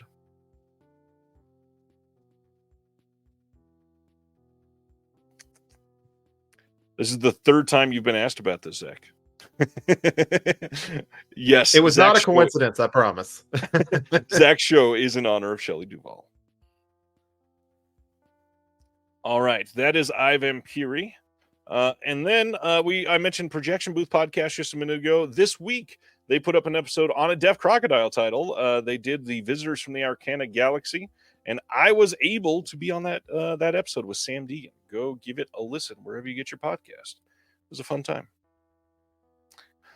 Okay, we have a ton of Kino titles to cover right quick. First, we got a question. Gary saying, how does Radiance Haxan compare to the Criterion? We haven't seen it yet, but based on what Radiance has done over the last a year and a half, it's hard to say that when they've only really been around for a year and a half. Everything Radiance has done that other labels have done has been at least a modicum of an improvement. I can imagine this is also going to be an improvement. And yeah, Projection Booth did do 2 Deaf Crocodile films in a row this week. I love that. And in fact, I think they might be doing one more if I remember right. I don't know if it's in order, but I think they're doing one more. All right, so Kino, we got a bunch of stuff coming out in September to cover real quick. September 3rd, Blu-ray of Naughty Girl from 1956. The big thing is we've got some Brigitte Bardot titles coming. This has an audio commentary by Sam Deegan, the person I just mentioned. Next title, John Travolta's Chains of Gold from 1991, coming on Blu-ray on September 3rd. I couldn't find any proof of extras for this title, so it looks like there may not be any extras on this. This is also supposedly the title that ended his first portion of his career and made him be out of work until Pulp Fiction revitalized it. So take that as you will. Reevaluation incoming. Exactly. September 10th, Kino is releasing Avenging Force from 1986. This is all the same as their previous release, except it will be on a bigger disc with subtitles and have a slipcover this time. It's one of those re-releases that they've been doing fairly recently. Then, next, another Brigitte Bardot title, 2 weeks in September. I know this is one a lot of people have been waiting on. Glad this is coming out. This is from 1967, releasing on September 10th on Blu-ray. We have an audio commentary by Adrian Martin on this one. Adrian is one of the more like classy, heady type of commentators. And then The Antichrist. This is from 1974. This is getting a 4K release as part of the Kino Cult line on September 10th. This is going to have all of the same features that were on the Blu-ray release that they just put out a good, 2 years ago, I think. And now this is going up to 4K. I am not sure if this has HDR yet.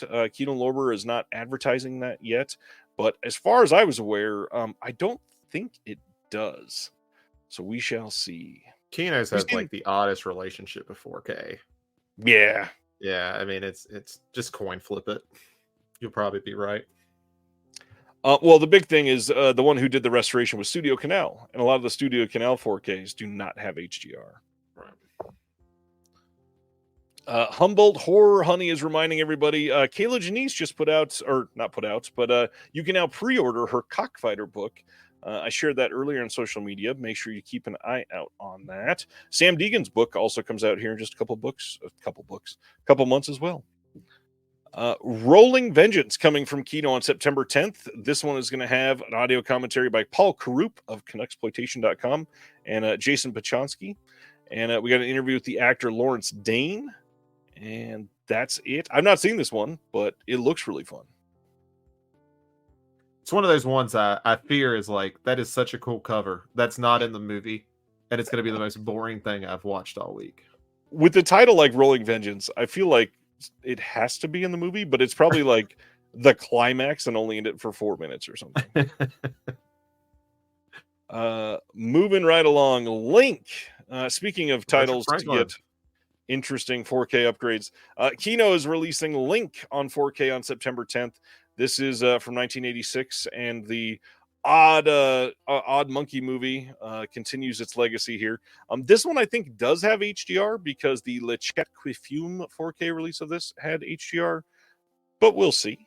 I like Richard Franklin. I haven't seen this, but I'm curious to see this one. It's not a good movie. It is fun. I'm sold For the most part. There. I'm good. I've already bought it. Oh gosh. Okay, so this is a weird one. September 10th, and I don't usually share their announcements like this, but this one just struck me as, why is Kino even touching this? September 10th, they're doing a DVD of Louis C.K.'s Sorry Not Sorry. So listen to this synopsis. Through candor and surprising humor, which is just a weird word to use there, Sorry Not Sorry sheds new light on the nuanced experiences of 3 women who spoke up about comedian Louis C.K.'s sexual misconduct over the years. By re-examining Louis C.K.'s behavior and his unprecedented comeback, alongside the testimonies of these women, this documentary invites viewers to question whose stories and whose art we value and at what cost. See, I'm really glad you read the synopsis before I made a joke. I just thought it was like a new stand-up of his attempt to come back or something, and I'm really glad I didn't make a joke now. So I appreciate that. This is such a weird, I feel like they wanted to do something on cancel culture, and it just feels tone deaf. I think the design of the cover is hilarious because the red circle makes it look like a clown nose on his face. But other than that, the guy was selling out Madison Square Garden and all that before all this went down. How can you say unprecedented comeback when he's not starring in films or anything?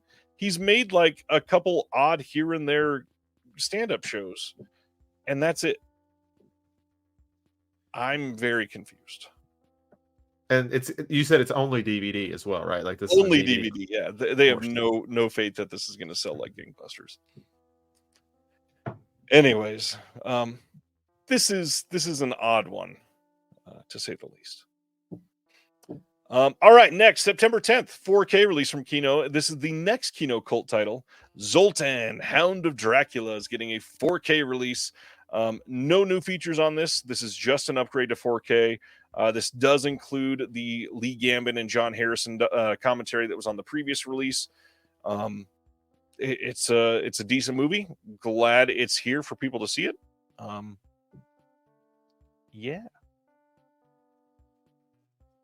Yeah, I don't have much.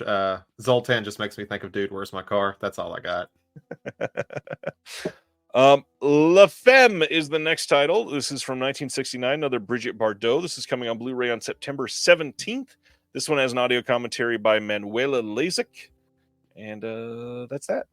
September 17th, we're also getting a Blu-ray of the number 17 in the Forbidden Fruit, the golden age of the exploitation picture line that they've worked on with Something Weird.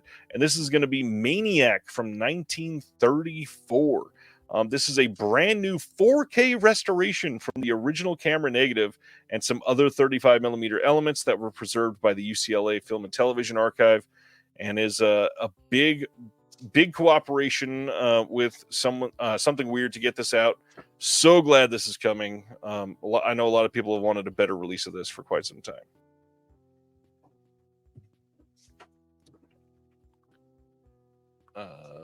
Yeah. Have you checked out anything from Something Weird or anything from this line? No, I haven't. That intrigues me though. I need to look at more of their stuff. Kino, I think I have everything is just mainline except for Fear and Desire. I think that's the only non-mainline title from them I don't have. That makes sense. V Toyvon says, very disappointed that Kino is doing upgrades for Kino Cult rather than new titles. That's lazy. I 100% agree. Completely agree. This is something when they announced it, I was like, great, we're going to get new titles. And we are. We have gotten some. I'm not saying that all of them are upgrades, but I wish they had stuck to new ones. Sibner is saying, so they broke off from AGFA, correct? They were never with AGFA. They cooperate on many of their releases, but they are not a part of AGFA. Something Weird is its own full-on entity. They've worked with Shout Factory. They work with AGFA. They work with Kino Lorber. They work for a handful of others. Mimic was not announced as Kino Cult, Sibner. It was just announced from Kino, as far as we know. It may be Kino Cult. All right. Next up, Raro Video releasing Madness from 1980 on Blu-ray on the 17th of September. This is a Fernando DeLeo title. We got an audio commentary by Troy Howarth all by himself on this one, which normally he's with a couple other people. So I'm curious to see how he's going to do for this one. Most of his stuff has been with partners for the last couple of years. That's Raro. All right, back to the non-Kino stuff. Just today, we got an announcement for Kill from this year, getting an Amazon exclusive Lionsgate Steelbook for this one, coming in 4K. I find it hilarious that on the back of it, it says, include special features. Don't know what they're going to be. You're going to find out. Them. It's just English subtitles. Includes English subtitles. Oops, wrong button. That is coming on. Oh, we don't have a date for it yet. Pretty But good you can movie. pre-order it now. Yeah. You went and saw it already? Yeah. I saw, when did we see it? I think we saw it last Friday. I think we went. It was pretty good. Yeah, I'm dying to see that. Let's see. Sam says something weird was where we used to get the Herschel Gordon Lewis movies for over a decade on crappy DVD and a lot of other stuff. Yeah, for sure. Yeah, this looks great. I'm glad you liked it. I need to see it.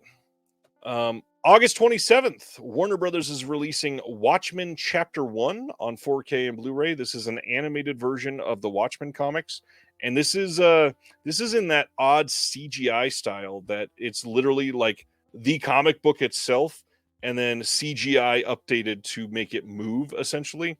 I personally don't love that animation style. So it's a motion comic. Is that all it is? Is a motion comic? Kind of. I think it's a little better than that. It's just not one of the styles that I like very much. Okay. Interesting. I didn't know they had moved to something like that. I haven't seen anything from DC Animation in a while. Yeah, not much. I think they did one Justice League release early this year. I mean, I saw The Killing Joke, and I was like, well, that was terrible, and I think that might have been the last thing from theirs I saw. Yeah. That's going to have some bonus features on it. We got the Art of Adaptation introducing the story. There will be a chapter 2 coming. And knowing the way that they do the WB animation stuff, after they release chapter 2, I wouldn't be surprised if they did a steelbook of both of them together. So if you're a steelbook collector, you might want to hold out. They probably will at some point. Not a guarantee, but probably. Sibner says it looks like the What If animation on Disney Plus. That's probably a great comparison. I've just never seen What If. Stan says basically a motion comic, yes. So there's your answer. All right. The Boy and the Heron from last year is getting another 4K steelbook. This one is coming in the UK on October 7th from Elysian Film Group. As far as I can tell, it's got all the same features that we've got in the US and all that. But I think this steelbook fits the old Studio Ghibli and Shout Factory style that they've had for the last like 6 years or so. So this looks, if you're wanting to keep that style, this looks like the one to go. Have you seen this yet? I have not. I was waiting for the 4K disc, and I'm still kind of waiting to get it on sale. It looks good, though. I was very impressed, kind of to change gears for a second. My kids have fallen in love with YouTube videos during like times when we're trying to get them to calm down, but they are quizzes, like movie style quizzes or music quizzes. And we watched an animation quiz together today, and there was a scene from Howl's Moving Castle, and it's the only animated, it's the only Miyazaki film my kids have seen. And it came up, and it was a still, and it had something blurred out, and you were supposed to guess what it was missing. And my youngest jumped up and went, "That's Howl's Moving Castle." He must have really liked it. That's awesome. Stan thought it said The Boy and the Heroine. I'd watch that movie. That'd be a good one, especially if Miyazaki was doing it. Hey, you alluded to this one earlier. September 24th, we are getting a Blu-ray of The Exorcism from Vertical Entertainment. No listing on features yet, which means there probably won't be much of anything on there. But it's Russell Crowe in another Exorcist movie. Just watch The Pope's Exorcist. It is so much better. Like, let me try not to be too rough, because I know this was made like from Jason Miller's son, and I love The Final Girls. I think The Final Girls is fantastic. Me and you have talked about that, which I don't think has been released yet, but nope. I think he does. It's very interesting to watch him kind of explore that relationship he had with his dad, and obviously that's a big part of this. But this movie is just a generic Exorcist movie. That's all it is. It's incredibly generic, and I don't even think it finished. Like, I wouldn't be surprised if like down the road we got a director's cut, because I don't think this is a complete movie. It was terrible. I can kind of see why it was shelved, because I think he made this one before Pope's Exorcist, and Pope's Exorcist came out a year ahead before this one, and it's just way more fun because you got Franco Nero as the Pope. Interesting. Just go for that. Sibner is saying The Final Girls with Malin Ackerman. Yes. One of the writers for that is also the one that wrote this. And directed this one. I think this. Oh, that's right. He did. Yeah, he directed it as well. It's Joshua John Miller is his name. Yes. Yeah. Is Russell Crowe an actual exorcist now? Only on a Vespa. Only on a Vespa. With a frock. All right. September 16th in the UK, we are getting a 4K steelbook of Civil War. This is coming from EFD Films.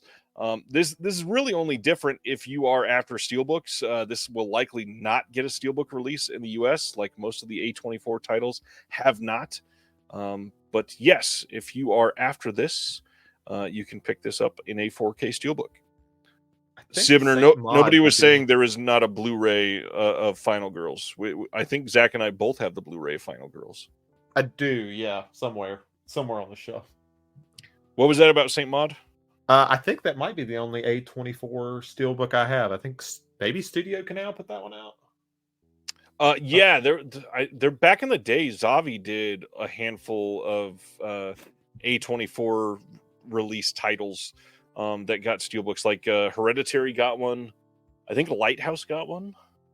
Hamilton Book had The Witch. I don't know if that was one they did as well, but I remember Hamilton Book was sold that forever. Yeah, that was another Zavi one. Yeah. Oh yeah, a bunch of people are getting their Titanic 4K replacement discs this week. I just got noticed that mine shipped. Yeah, I think mine will be here hopefully sometime soon. It's just not the Titanic if I can't hear that one off-screen comment of whatever was missing. It's just not the same. All right. Last announcement of the night is just to highlight two of my favorite podcasts joining the Someone's Favorite Productions podcast network. The New World Pictures podcast and Imprintcast are both joining the Someone's Favorite Productions podcast network. If you have never listened to these shows, the New World Pictures podcast is dedicated to all thing New World Pictures. Love Roger Corman, love all the stuff that they've talked about. It's a very, very fun podcast. Go subscribe wherever you get your podcast. And then Imprintcast, very much dedicated to things being put out by Imprint Films right now. And speaking of somebody that just joined, Jeremy Long and myself have been on an episode of Imprintcast in the last year, and it was a hell of a lot of fun. Tony's usually in the chat every Thursday. He was here earlier. Not sure if he's still here. But yeah, both of these joining the Someone's Favorite Productions podcast network with Zach's podcast, with mine. It's an honor. These guys are passionate about what they do, and pretty soon you can find us all on the same website. We will be rolling out before the end of the year. Tony's here. What's going on, Tony? That's Imprintcast Tony right there. Can't wait to get more eyes and ears on the Imprintcast. Check it out. Go subscribe now. And that's it for this week. Let's talk about what is coming out next week, if you forgot, because there are some big titles coming out next week. It will be July 16th, and we are getting the original Invasion of the Body Snatchers in 4K, the Rocky Ultimate Knockout Collection in 4K, which supposedly fixed the 4K discs, and a lot of people never got those replaced, so they're going to go after this one if you really love Rocky. Then we got Brokeback Mountain 4K coming from Kino. That's a big deal. The SpongeBob SquarePants movie 4K steelbook being released. Perfect Days 4K from Criterion. Captain Phillips 4K steel from Sony. Phantoms 4K from Screen Factory. Columbo The Return from Kino Lorber. Black God White Devil from Criterion. Last Stop in Yuma County coming on Blu-ray from Wellgo USA. Fantastic movie. Brother Belial, you got like 5 shout-outs tonight already. Welcome. Last Stop in Yuma County, I just mentioned. This is the time to share. Hey, check out my channel tomorrow because the director of Last Stop on Yuma County is on the show. And the big exciting thing, not only did he direct what is literally at the moment my favorite film of the year so far, but also he's the director of the upcoming Evil Dead movie. And this is a name you're probably going to want to get familiar with. And can't wait for people to check this out. The dude loves his physical media. He is so eager to talk about it. And hope to have him back on the show soon. And just about every movie with Jim Cummings is great. So you don't need any other reason to watch it. And he's so good in Yuma County. So good. Monk, the 8th season, comes out from Kino. Paternity from Kino as well. When 8 Bells Toll. Kino release number 43 for next week. Afon's Perfume coming next week. And that is it. So Any what of is those next that to you- this Rocky Balboa? What is that red on the left side? This? Yeah.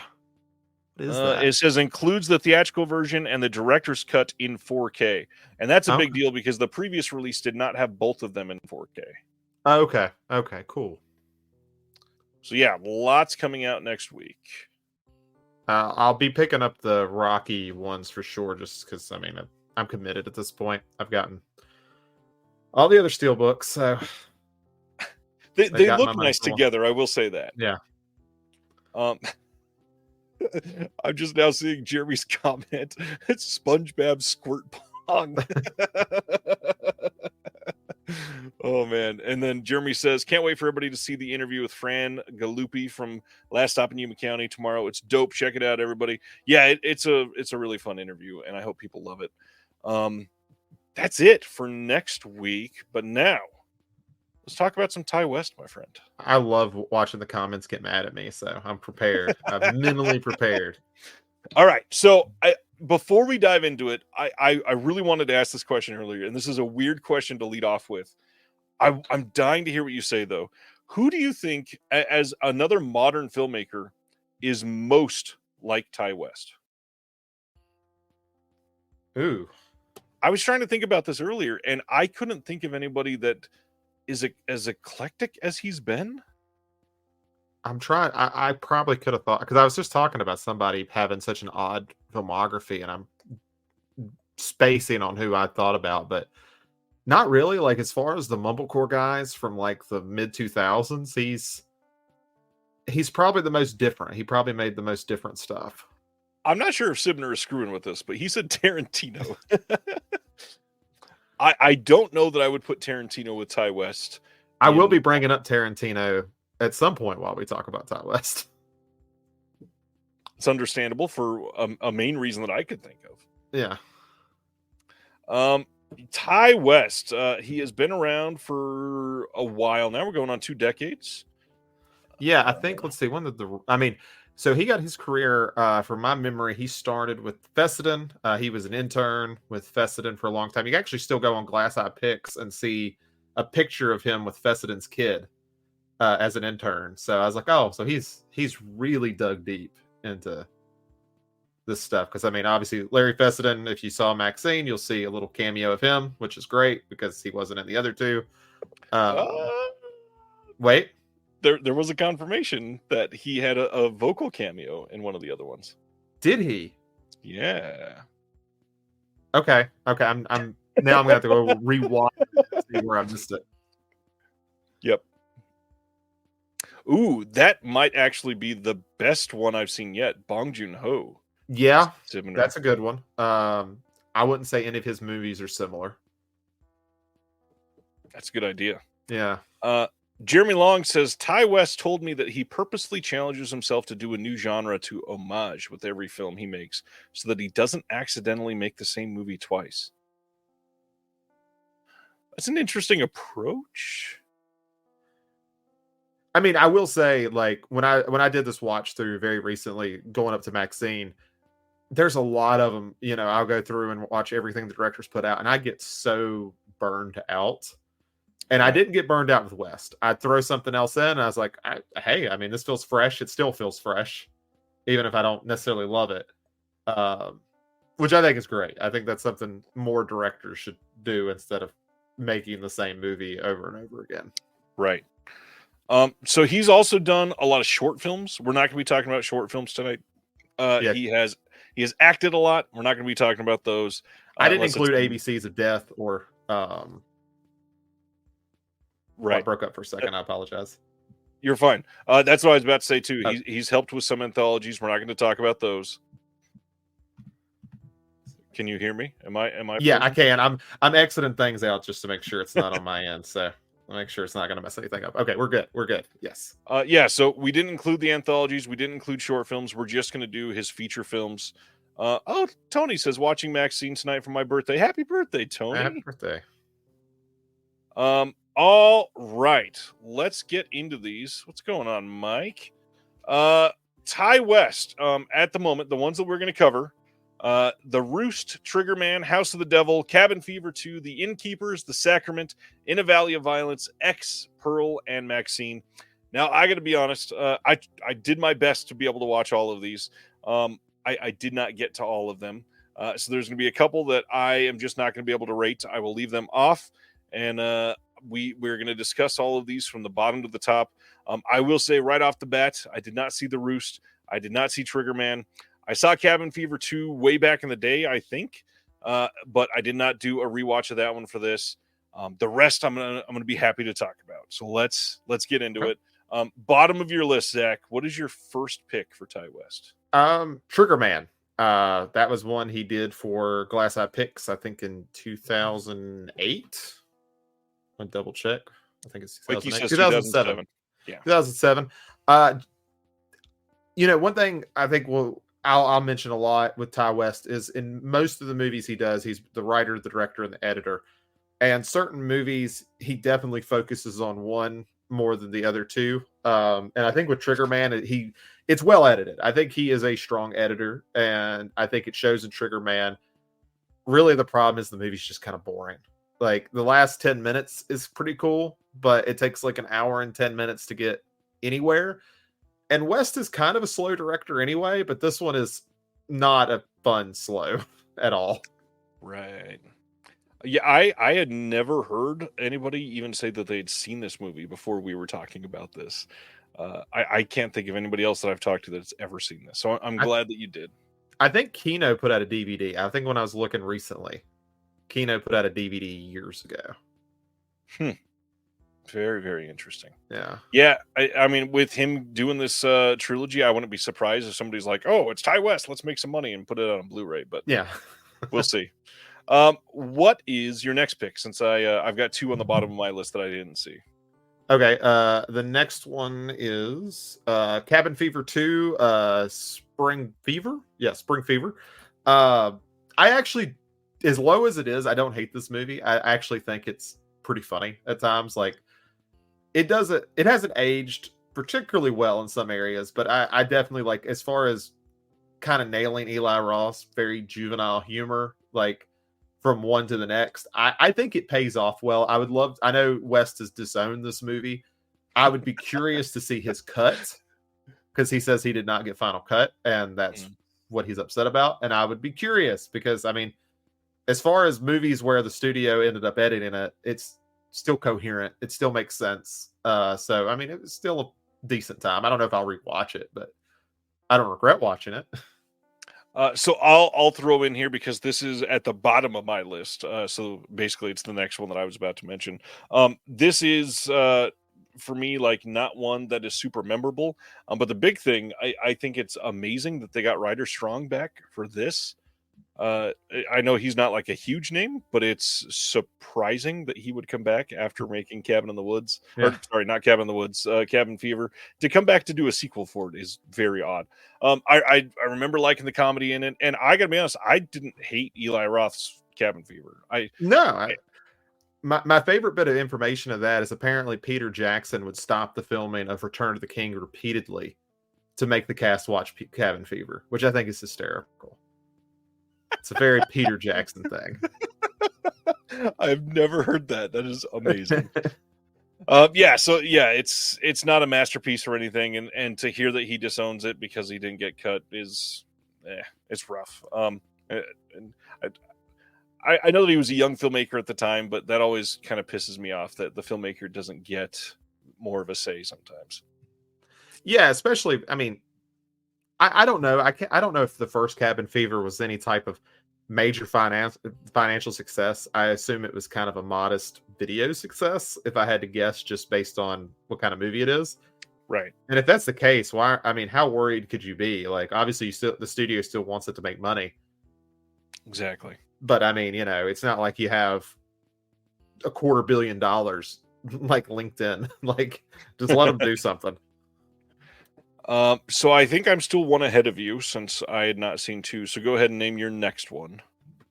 All right. So I think this is where I get people start to get mad at me. Ready? Yeah. So I have Maxine as my number 8. Yeah. Whoa. Yeah. Maxine, once again, I didn't hate Cabin Fever 2, so I don't hate this movie. I am incredibly disappointed by Maxine, especially. I'm not going to spoil anything. I know there's plenty of people who still haven't seen it. Please go see it. It's, you have an interesting horror movie that's been very divisive, so you never know what side of the fence you'll fall on there. The third act I found not well written, like not well written at all. I thought it kind of dropped the ball pretty majorly, and kind of soured me on the movie a bit. Interesting. I will say my piece in just a little bit. It's Okay. not quite this low for me. Okay. For my next one, it's going to be very easy to show because it's right next to me. The Sacrament Okay. is the one that I have next, which, again, I don't hate this movie, but I got to be honest. This is just the most milquetoast version of a cult movie you could have made. Like, this is so bland. When he was making this, I really wanted something very different, especially after what he had already proven that he could do about these about films before he made this. I think some of the other stuff that he did before this was just so much more unique. And when you're doing a story about this, it's about a documentary crew that goes in and traveling to Eden Parish or whatever it was called. Parish, yeah. I don't know. I felt like it could have been so much better.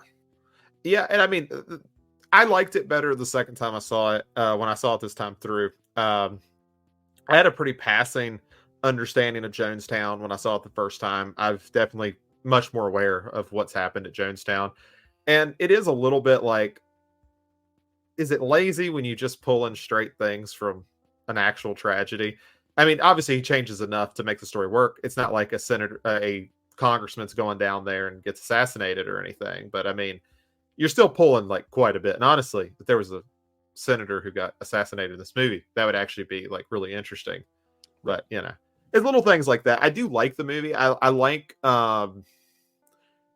West is very purposeful in like this movie, even for a movie where you're talking about found footage, where it's a very chaotic genre. A lot of times, you are at the mercy of what your actors do, and you have got to go for it. So I've listened to an interview where he talked about, like, there's a scene where he has one of the cult members with the camera, and I won't spoil anything, but essentially they had to set up the camera, and he was so particular about blocking that if they messed up on that, they just had to redo it because it was like a 7-minute monologue afterwards.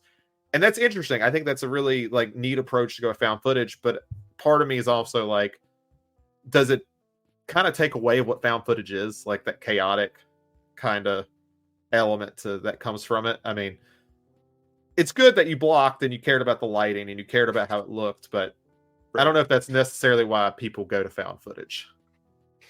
I would agree there, and this is going to be weird because it's not released yet, but I will say there's a really interesting written essay in an upcoming release from TerrorVision about found footage that I think people should check out, that I think really gives my feelings on this a lot. I didn't write the essay.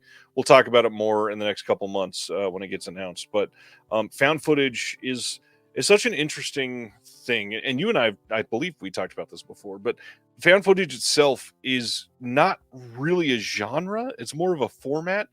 And the truth is that format serves certain genres better than others.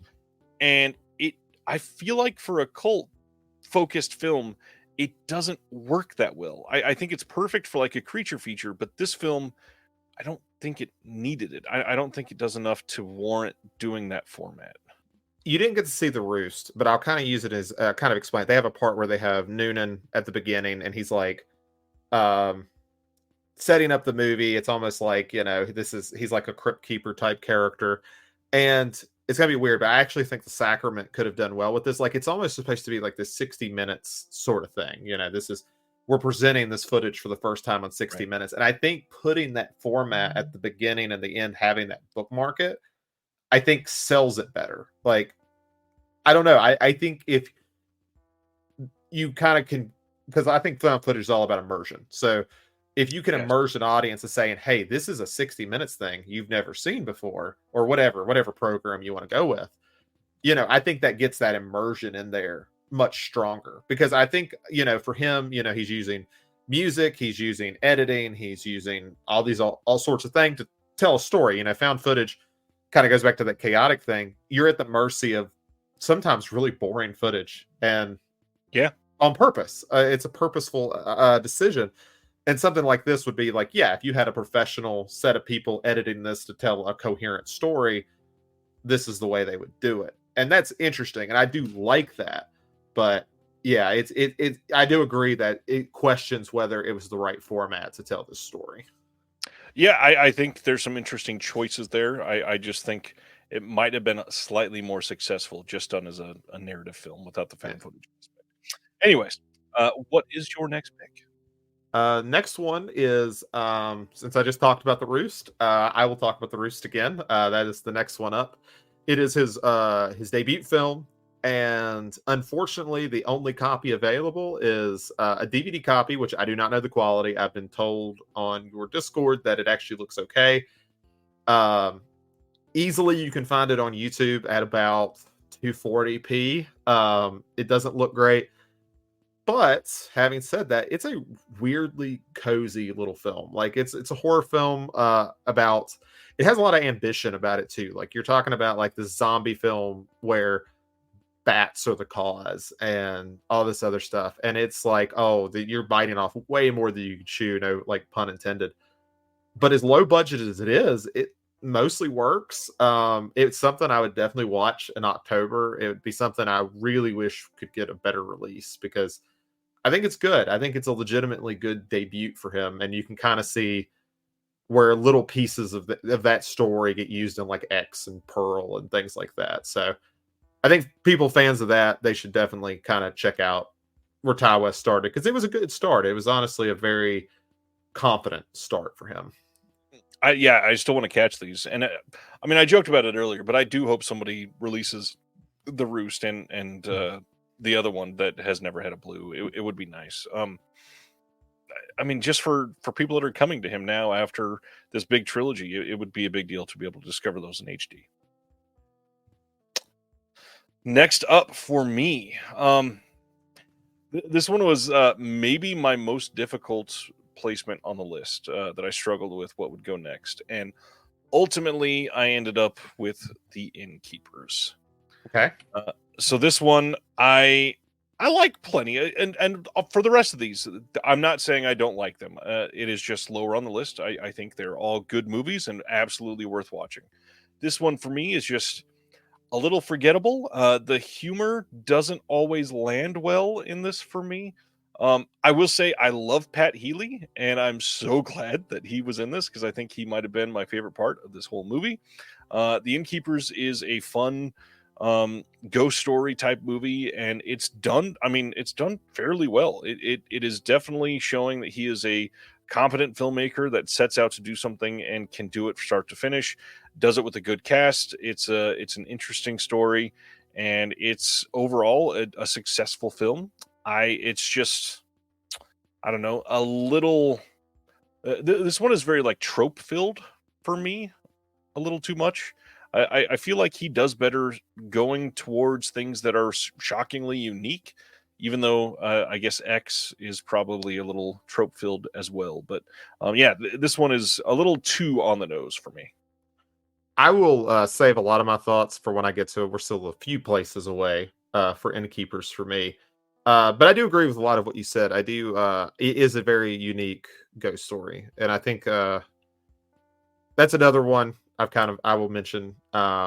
Wes takes his time with a lot of setup. I think Innkeepers, he takes more time than most of his films. But I don't know. I love the atmosphere. I think that's what, kind of keeps it going is how methodical he is with this type of kind of classical ghost story. I was kind of talking that with Perkins. Perkins is on the complete extreme when it comes to methodical pacing. Right. But West is not in a rush. He is never in a rush to get anywhere. I would agree. And not a bad thing. I saw Craig earlier said, I get the feeling that Zach doesn't like slow films. I like slow films plenty when they're done well. I do, but it's kind of like I use the example of like a drama. A good drama is sometimes one of the most captivating genres you can ever see. A really bad genre is the most miserable experience you can have watching, because you're putting a lot of confidence in your audience, and you're putting a lot of trust into them to stick with something. Yep. And if it doesn't pay off, they're gonna drown it out, or at least I am. I mean, it's like after like The Witch and It Follows, we got a lot of very slower art house Yeah. horror movies, which I love. I love a lot of those. But then you get stuff where they want to try, like a director who can't do it wants to try it, and it is just bland and boring. And I kind of feel the same way about like a slow movie. Like if you're going to do it well. Totally get that. All right, sir. What is next up on your list? I believe next is, yes, it's the Sacraments. So I'm not too far, much more headed than yours. I talked about a lot of it already, so I'll keep it short. Really, the only thing I really wanted to kind of shout out was Gene Jones in this movie, which is like the most appropriate name for a Jim Jones stand-in for an actor ever.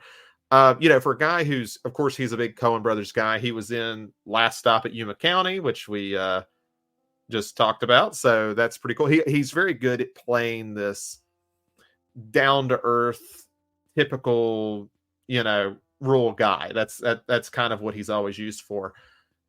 And it's really cool to kind of see him in this. I know there's like that part where he's kind of doing the interview element, and from my understanding, that was like a very, very long one take originally before they edited it to show reaction shots and stuff. And it really just, I don't know, it shows how great of an actor he is. And, it's great to see him in a kind of a more mean role than, just Javier Bardem threatening to shoot him. Yeah. That's pretty nice. So my next one is, like I said, I struggled between this last one, which was Innkeepers, and this one, and primarily this one I feel like I would just enjoy more on a rewatch, but I don't think I've rewatched this one for quite some time. The next one is going to be In a Valley of Violence. Okay. I like this. Big fan of the cast, especially. We got Ethan Hawke, Tessa Farmiga, James Ransone, who's pretty much always great, Karen Gillan, even John Travolta in this. This is a Western-style movie. This came out back in 2016 in association with Blumhouse, which is still an odd pairing for this movie, but it's Ty West, so I get it. This works for the most part, and I think it's primarily because of Ethan Hawke. This guy, this is just one of those movies that I feel like in order, the range of things I saw him in with this, The Purge, the Before trilogy, the Schrader film that's amazing, of course, First Reformed, and a couple others that I watched like all within like a good 8-month period, all together. He just solidified as one of the people that I respect more than almost anybody in this industry. He's so great at what he does. And this is no different. It was a little bit of a different character for him to play. It was a very different situation. It's not like he's in many films that are Western types like this. And it's competent, it's well made. It's just it didn't grab me like some of the others that are higher up on the list. Some of the others on the list I've been compelled to rewatch already. This one is just maybe lower on that like magnetic aspect for me. It doesn't draw me to it as quickly. I'm going to hold off. I will kind of spoil my list. We're a while before we'll get to mine in it. So I will hold off for now.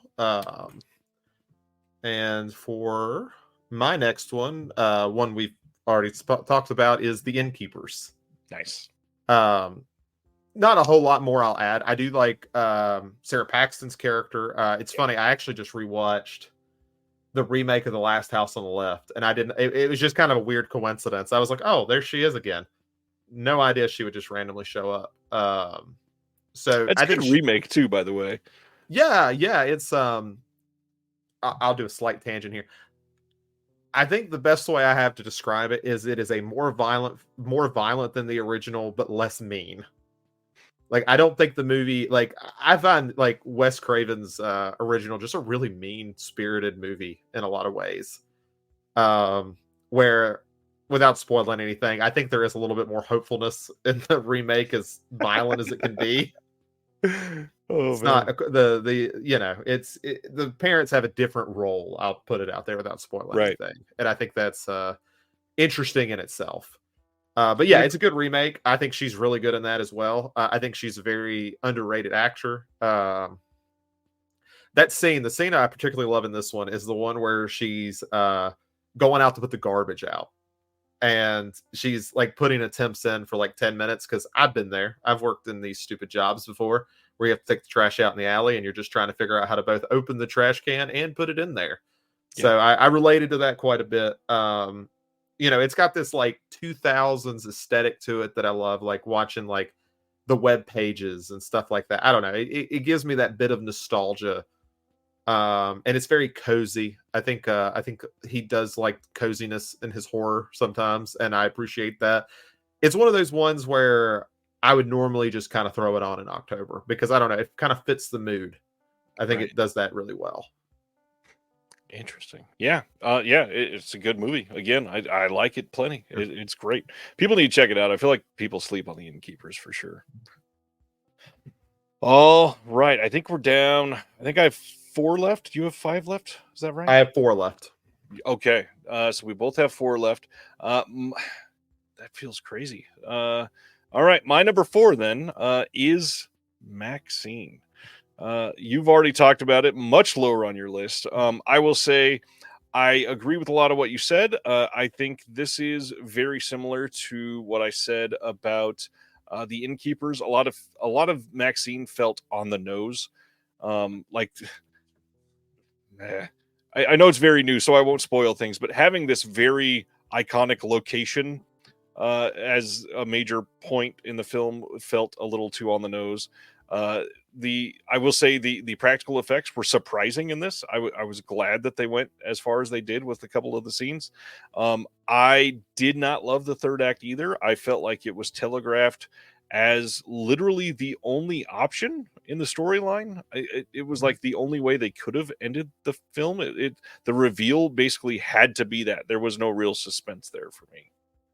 I know somebody in the comments, I wish I could scroll back and see, but they wanted to kind of know my spoiler-free thoughts on the third act, and I guess I will do my best, because I agree exactly what you're saying. I actually don't mind the reveal. It is obvious, which is fine. I would want something a little bit more subversive, but I'm fine with that. My issues really come towards how the third act is treated. Like, to me, like, this trilogy, which we're going to talk a lot more about here very soon, I'm sure, is to me just a slasher homage. Like, Right. you have X, which is your 70s slasher. You have Pearl, which isn't necessarily straight, but it does some proto slashers like Straight Jacket, or Whatever Happened to Baby Jane, and stuff like that. Which has its ties to it. And then from everything we see kind of early on, Maxine is supposed to be this Jello sort of thing, which we do the guy in the black trench coat sort of thing. And I felt by the third act we had forgotten that this series was supposed to honor the slasher. Like, I think ending in a Giallo is a very smart way to do things, because it's like this idea that we're ending where it kind of began. At the end of the day, the slasher feels so enforced and owes so much to the Jally that, I don't know, by the end I felt like by the end we just weren't getting that anymore. It kind of almost felt like it felt closer to cruising, like a not as good cruising by the Right. end than, I don't know. It bothered me. And then, like I said, without going into spoilers, there's some elements that I've seen some debate of, like, if it's real or not. And I'm keeping that as vague as I can. I'm not spoiling anything for anyone, because it's just a quick thing where I almost felt like it was a last minute rewrite, because it doesn't quite make sense in its current form. and I'll keep that as vague as I can. But yeah, a lot of that just really threw me off at the end for Maxine, because I think the first two acts are fantastic. I was really on board. I was very, very on board. Well, and overall, like I know I just said a lot of negative about it, but that was just to qualify it at fourth place in a Yeah. very good filmography. Like Yeah. Ty West is very talented, and I like this movie a lot. Mhm. It's not a failure. It is a good trilogy for sure. I just comparing to the other two, I like those a whole hell of a lot more than this one. Like there's from my top three to this number four, there's quite a jump, I would say. Yeah, and I mean, because I do. I want to spend some time just for a second talking about the first two, because I remember sitting in the theater and thinking, I think I like this more than Pearl, and because I liked so much of where it was going. I thought there's a character that is killed in the film, vague as it can be, and when they killed him off, I was actually very surprised, pleasantly surprised, because I was like, oh, okay, I'm with this. That's cool. Like Yep. I can get down with that. And I love the look of the film. I think as far as directing goes, like West does some fantastic stuff with the photography, like the way the lighting's used and things like that. Like, yeah, it has a lot of the '80s nostalgia we've been fed since Stranger Things, but I think he does it in his own way without it just feeling like here's this checkbox of the Right. '80s nostalgia we've been fed for a decade now. All right. What is your number four then? My number four is Pearl. So I'm sure we'll get to more on Pearl. So I'll keep it pretty short. Just great character study. Like I said, I love the Joan Crawford stuff. I think that's what it feels like mostly to me. I think Mia Goth, to me, as far as filmographies goes, it is it's not carried by Mia Goth, but she is definitely the star of this. She is. I think when we get to what's obviously my number one, I think West is carrying that film a lot, and with here, Goth is Right. carrying it. I think that's why they complement each other so well. But yeah, she's fantastic in it, and it's a great looking movie. It's gorgeous, a lot of confidence. So yeah, that's my number four. We'll talk about that later, and I'm just going to mention my title because we're going to talk about it much longer from now. But X is my number three. We'll talk about that later for Zach. Okay, What is your number three? my number three is House of the Devil. Yeah, I mean, this was probably my number one for a long time. I've always said that, if Halloween continued to be an anthology film, the third one is a success somehow. I've always said a lot of stuff like this, The Guest, and the Seance with Simon, the guy who wrote for Wingard for all those years. I wish You're Barrett, Simon next. Barrett. Yeah, all those always felt like this trilogy of these could have been like Halloween anthology movies, like Yeah, I down the can see road. that. Yeah, and House of the Devil, I think I think it is so phenomenally directed. It's a little loose plotted, in my opinion, but I think that's on purpose. I think it's very much trying to invoke the era as purely as it can, and I think he does such a great job with that. It looks gorgeous. It to me, it never loses the illusion of what of just being a lost movie from the 70s and 80s, and he deserves a lot of praise for that, because this is still 2009, so still fairly early in his career, probably about the midpoint Right. of his career. Funny enough, this is my number two, so we'll talk about it now in more depth.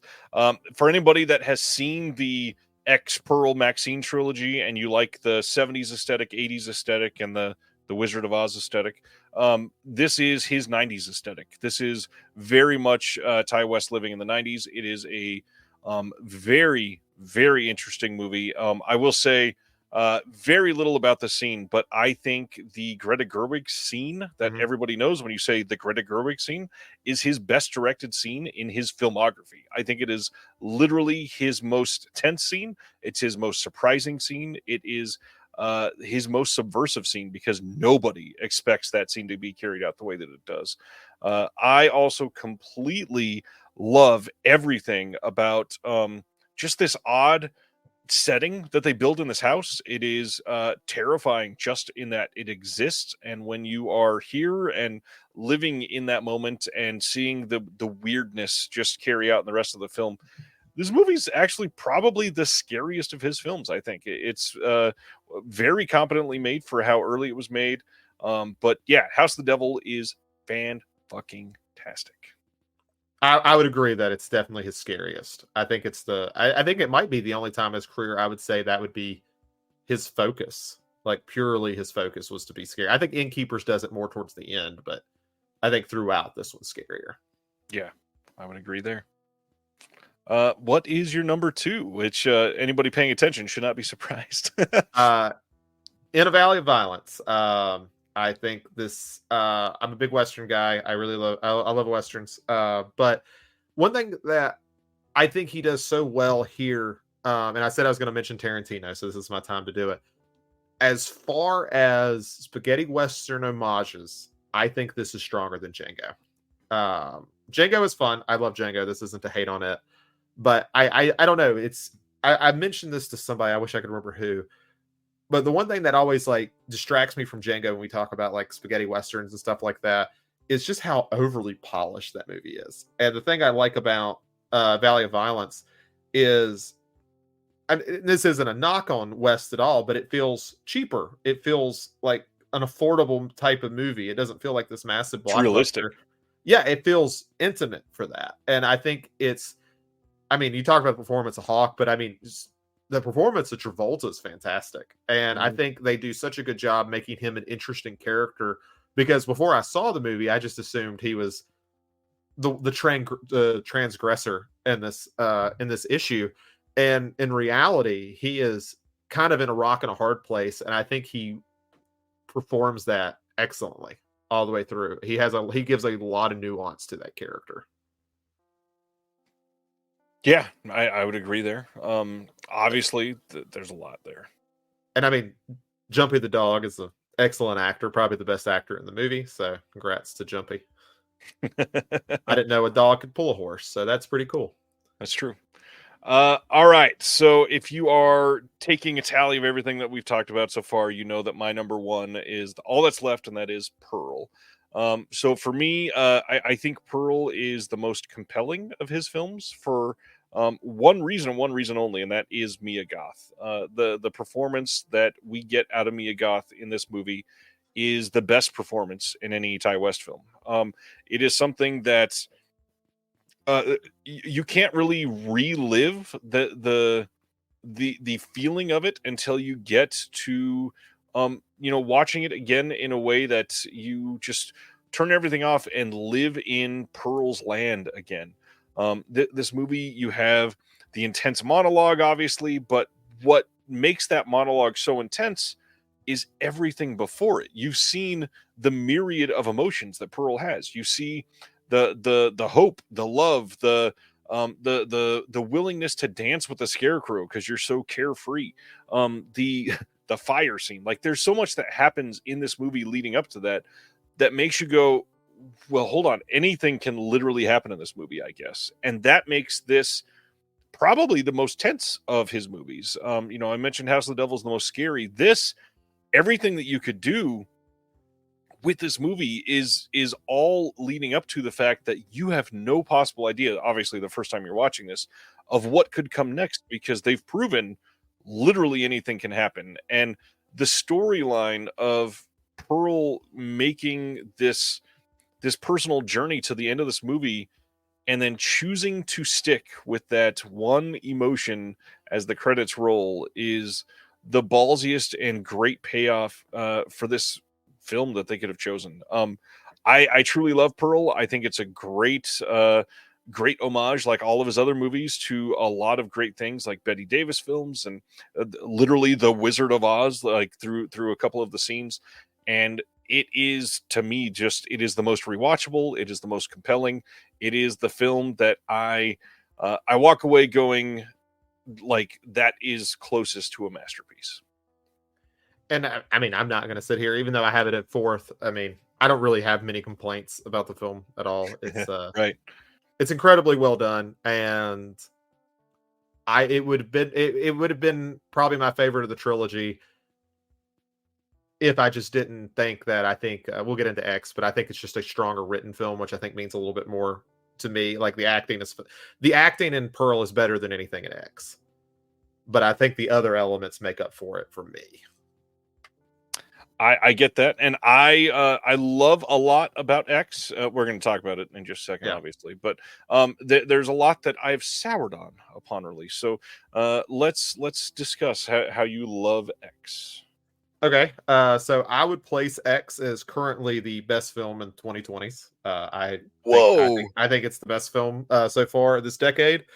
Think it's phenomenal. I love the writing. I saw this movie 5 times in theaters. I saw it 3 days straight. I was just blown away by it. And I mean, end of the day, I'm a big slasher guy, so this was already going to be like well up my alley. But I just think I think when it comes to West as a director, as a writer, and an editor, I think this is the one movie where I think every single one of those elements come together pretty perfectly.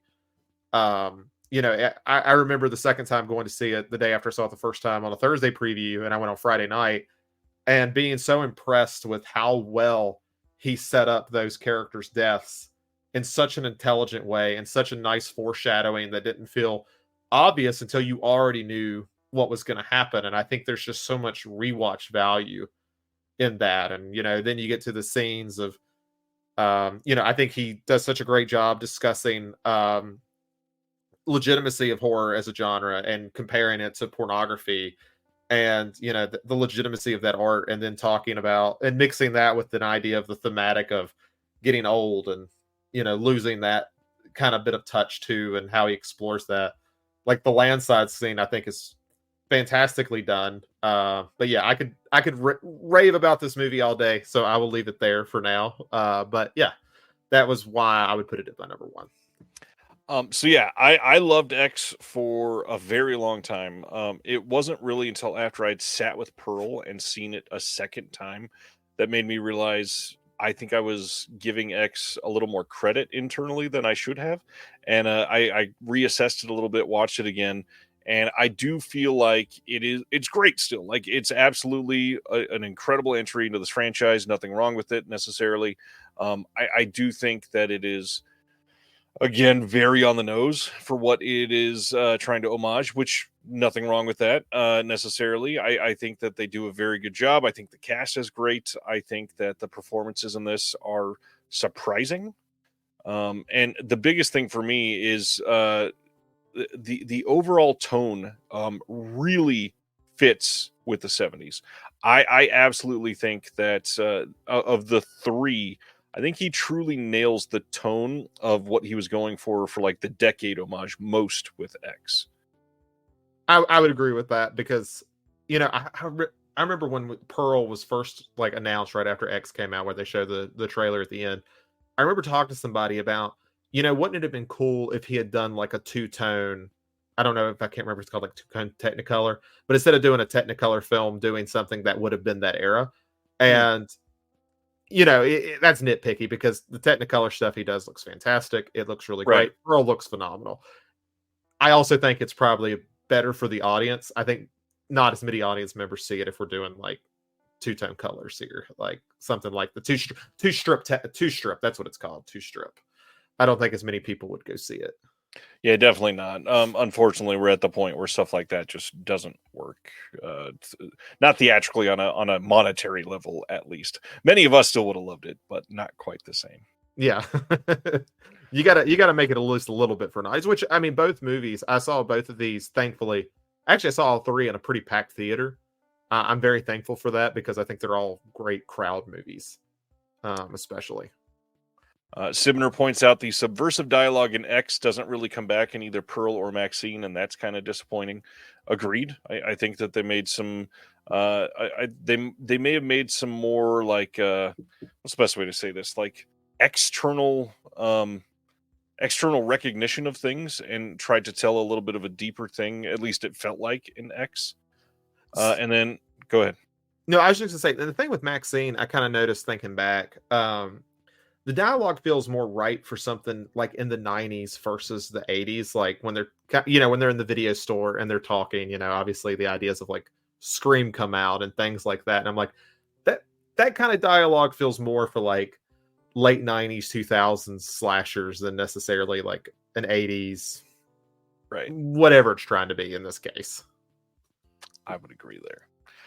V Toyvon says, I loved both X and Pearl. They make me want to explore more West, as you two have done tonight. Thanks for the exposition.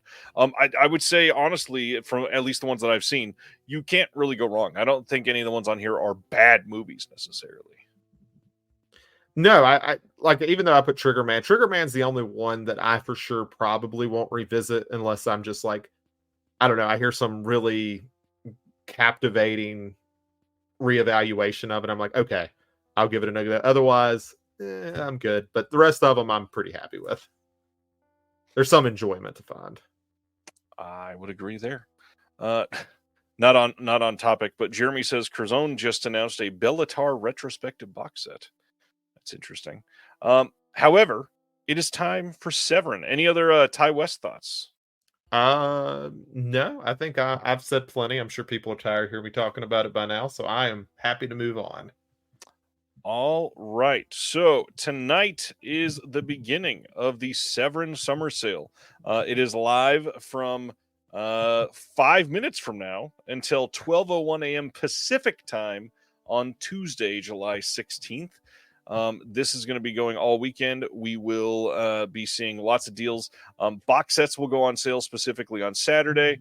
If you want to click in through this sale policy links, you can find all of that now. We've had all of the 10 Severin titles, not just titles, I guess I probably should say. All 10 of the Severin Summer Sale releases have been announced, so nothing tonight is necessarily going to be a surprise.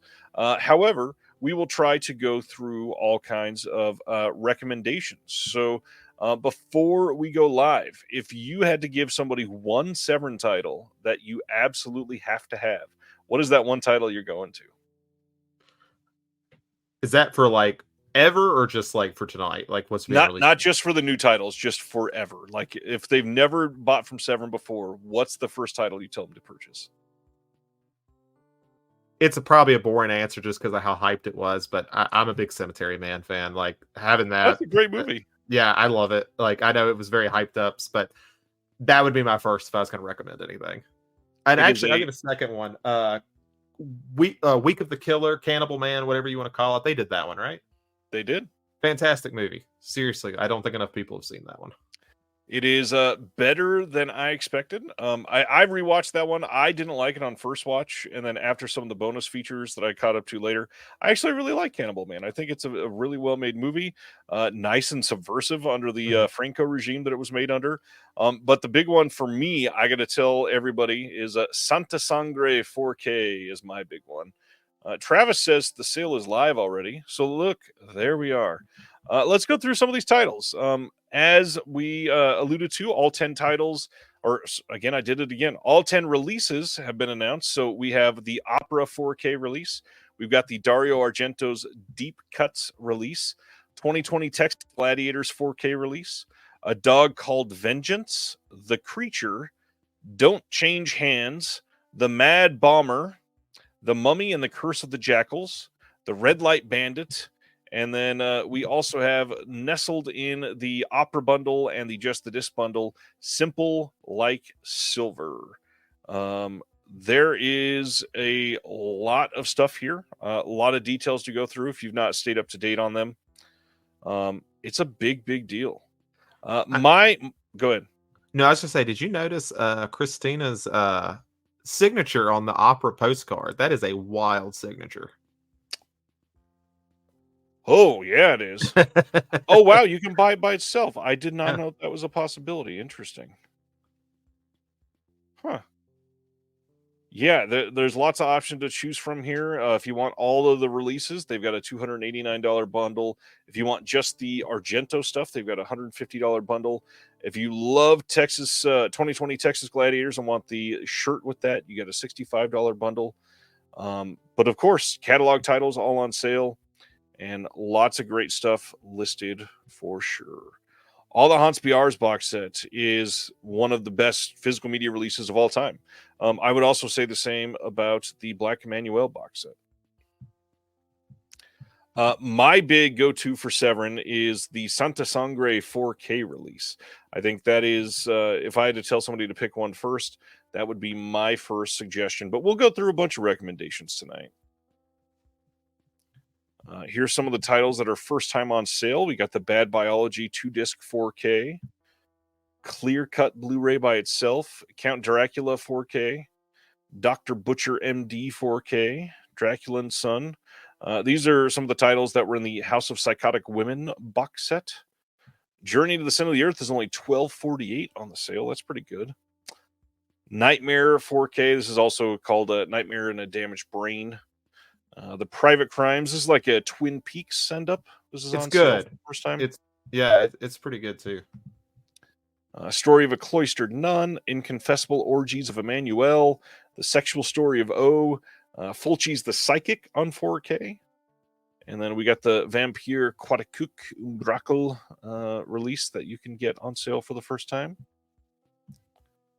There is a 75% off section, which I would bet that these are probably going out of print. They've got some incredible deals in this section. We've got titles under $10 here. I mean, you can get Birdemic 3 Sea Eagle. Oh man, Ballad and Blood with the slipcover for $7.50. Birdemic 3 for $6.24. You're never going to get it at a better price. Wow, these are very cheap. Bloody Pit of Horror for only $7.50. Burial Grounds with slipcovers at $7.50. Whew. Carnival Magic at $7.50 is a great deal. Castle of the Creeping Flesh with the slipcover for $8.74. God, these are cheap. Here's an interesting one. So Dark Waters is in the Folk Horror box set. But what's funny is the disc in the Folk Horror box set is different than the standalone release. There's some extra features on this standalone. So if you really love this movie, this is a really great way to get like the complete version of that. So you might want to check that out. But I got to be honest, on this row, I will announce, I will wholeheartedly recommend Day of the Animals as one of my favorites from Severin as well. This release is completely worth it. That's been on my list forever, so I might just go ahead and pick that up, actually. It is so damn good. Wow, Drowning by Numbers, the Peter Greenaway movie on Blu-ray, $7.50. How are these, like, they must be losing the license on these or something for them to be so cheap. Here's some of the Emmanuel films that are in the other box set now. Felicity Blu-ray, the Family Portraits release is only $7.50. God dang. I Miss You, Hugs and Kisses from last year, I think it was, or Black Friday before last year, $16. That's a crazy good price. Invasion of the Blood Farmers, Libido with slipcover for $13.98 is a great deal. Mardi Gras Massacre with the slip is only $8.75. Jeez.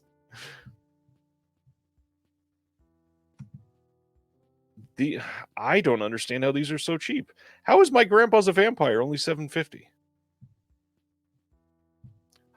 Overboard with the slipcover is $5.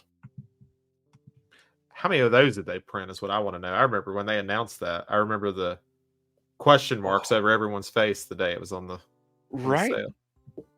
That is crazy. Nosferatu in Venice with Klaus Kinski for very cheap, $8.75. I will say, at $7.50, Paganini Horror is still a little overpriced. This movie is not great. The cover art is way better than the movie.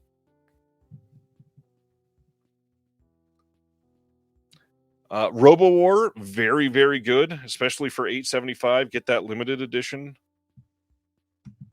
Satan's Slave for only $7.50. Oh man.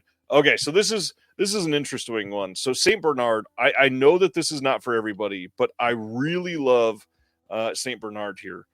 Got a question first. Dale says we should be holding off on box sets till tomorrow. Correct. I want Christopher Lee, and it's $105.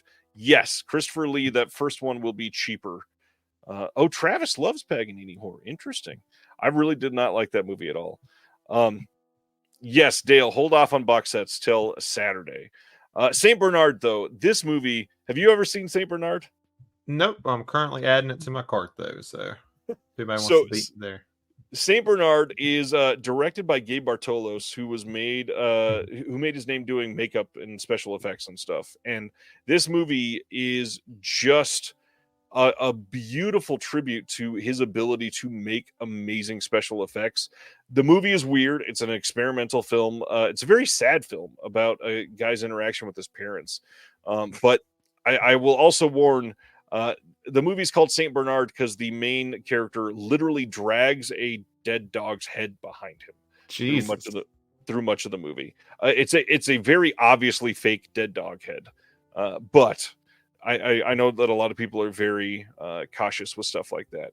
But the movie's great. There is a couple of very specific scenes that the effects are mind blowing in that movie. I did want to note that I see that the one with the slips on sale too, but it's only 50% off. It's $17.49. The slipcover is not worth another $10. Just buy the Blu-ray. You don't need the slipcover. Yeah, that's fine. I haven't done that with Severin anyway. Some of these others are like the She Killed in Ecstasy is a really great release. It's been around for ages at this point. The Attic Expeditions is only $8.70. Man, how are these so cheap? Stone is a really fun movie, and it's only $8.75. Tales to Keep You Awake is very cheap. Beast and Heat is okay. There's a documentary on it that's better than the film itself. Oh man, here's another one. Highly recommend The Boys Next Door. If you have somehow never seen this, it is one that I would say is my favorite from their releases as well. What's going on, Wave? Stan, I think there usually is a free shipping threshold. I think it's like $100 during their sale. Yeah, free media mail shipping on U.S. orders over $100. Asterisk. There you go. The Boys Next Door is about two high schoolers that just go on a random ass rampage, basically, and one of them is dragged along, and one of them's just having a really bad night. And it's shocking. It's really well made. It's directed by Penelope Spheris. It is one that everybody should see at least once. It's honestly, it's probably one of my favorite things with Charlie Sheen in it. Let's see. Anything else here that I would jump out at immediately? The Playing a Zombie trilogy with Slip for only $10 is insanity. Everybody should have that. That is a great price. Theater Bazaar is only $8.75 with a slip. That is insane. Man, how are these so cheap? I am rather surprised. Wild Beast is another really great, like old school Severin title. Yep, Maxwell Caulfield without a shirt, and he looks fantastic in that movie.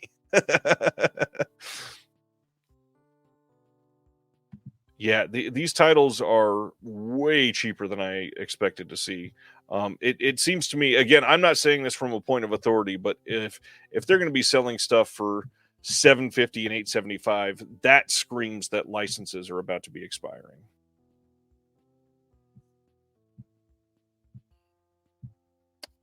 Any of these that you'd seen before that you would recommend that I didn't mention? None immediately. I did add a few that were on here, so I know a lot of people love the Horror of Party Beach. If you're into that weird creature feature type of movies where they're dancing on the beach and somebody starts attacking type of movies. It's a very wide genre. Now, right now, I'm looking at Days of the Animals, Saint Bernard, The Boys Next Door, The Plague Zombie trilogy, and Theater Bazaar. That's a solid card. And it's only $41. Jeez, that is a great deal.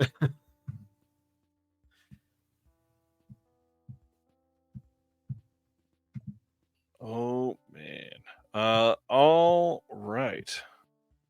Looking at some of the other titles. see, 50%. That's just stickers. Where is 4K titles that will be on sale? Let's see. These are not on sale yet because they just released.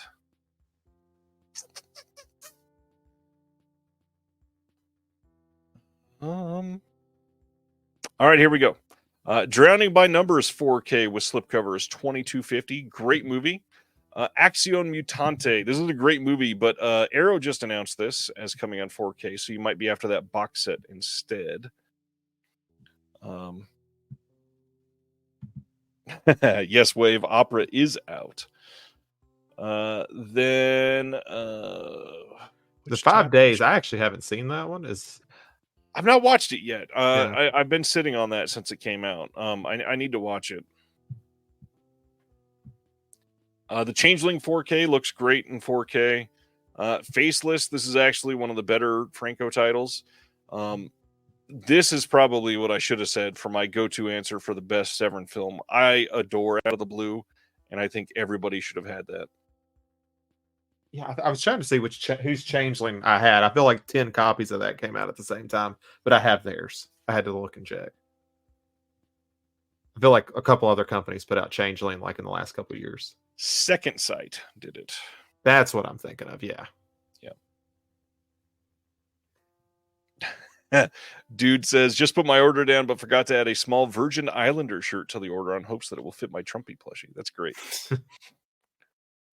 Craig says, I don't think I can pass up Crypt of the Vampire and Castle of the Living Dead at $7.50. Crazy prices.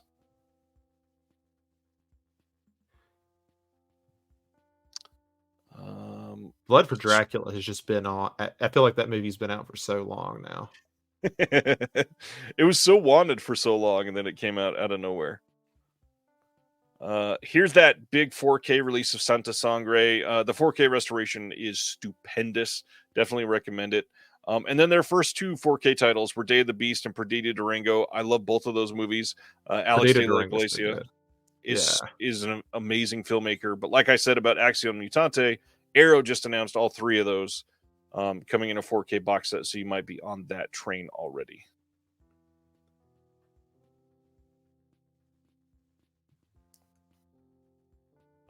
That's it for 4K.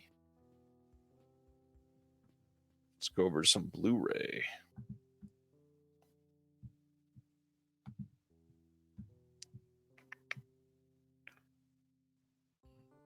All right, the titles that are on sale start with that vampire title right there, I believe.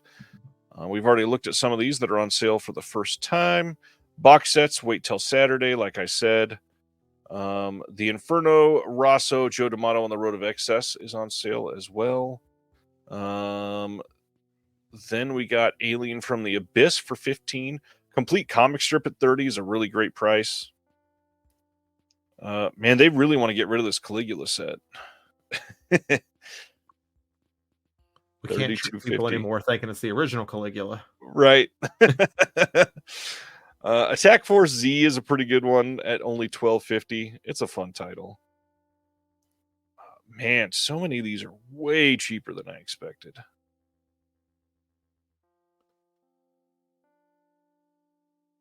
Very interesting choices. Female Executioner is a good one too, and that's not bad. All About Evil at $20. That's a good deal.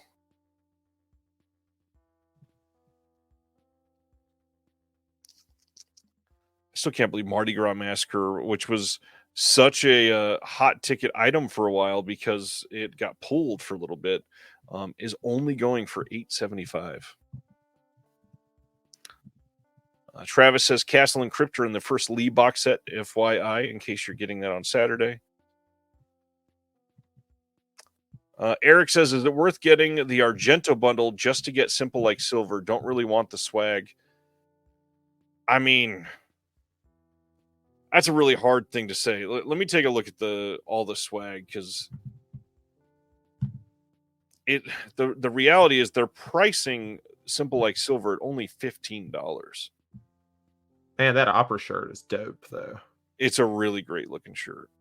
I do got to be honest. These pinhole glasses is maybe one of the worst items. Like I don't even get it. What is that? Like, yeah, it's not worth it. Yeah, the opera shirt is pretty great, Jeremy.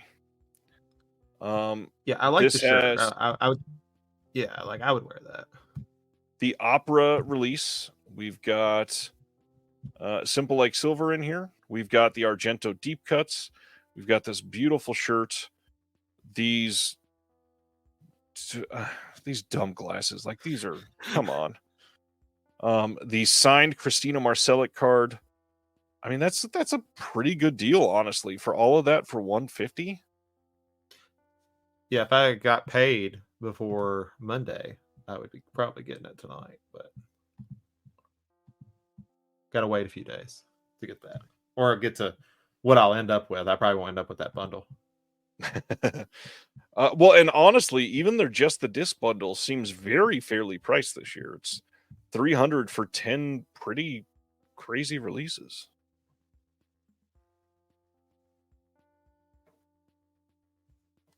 So Eric asking if it's worth it to get this bundle just to get Simple Like Silver.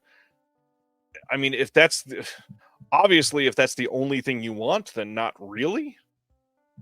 But if you're interested in most everything else, then yeah, I mean, this seems pretty worth it.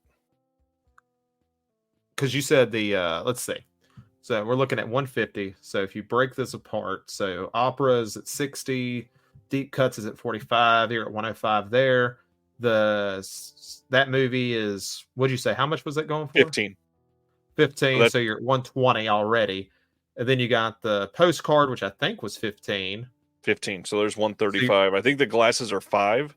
So that's 140. Okay. And then the t-shirt, I mean, most t-shirts like that run what, like 30, 40 bucks? Yep. So, I mean, individually, you know, if you want, I would say all but maybe one or two items, I would say it probably is worth it.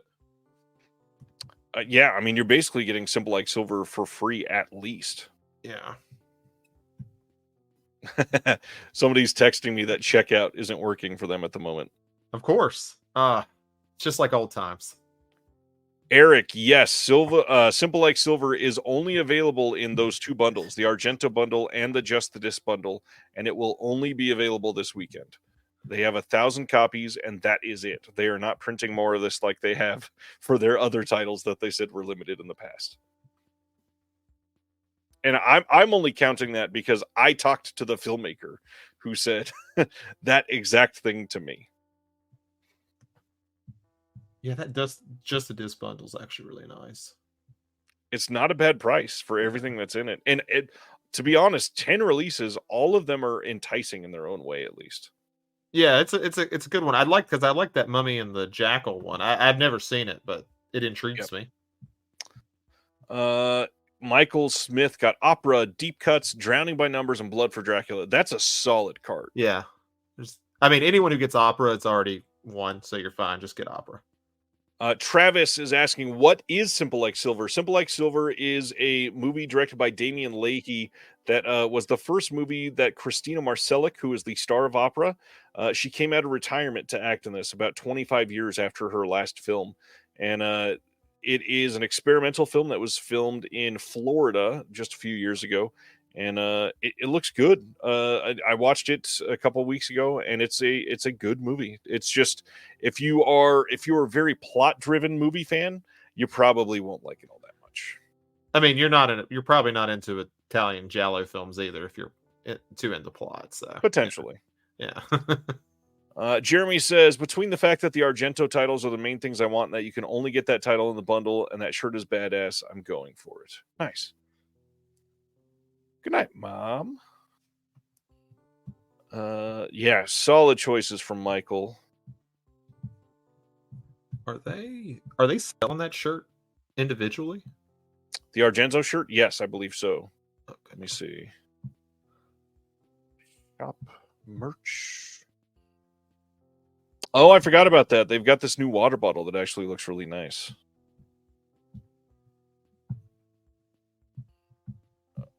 if they are. Oh, there it is. $28 for the shirt by itself. Okay. $2 off. 7%.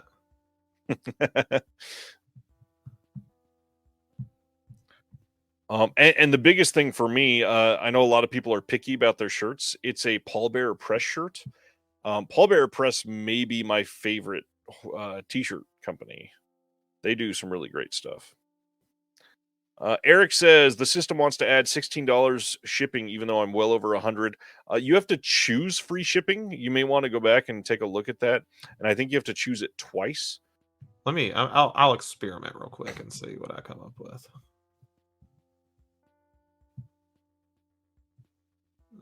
Still not over 100.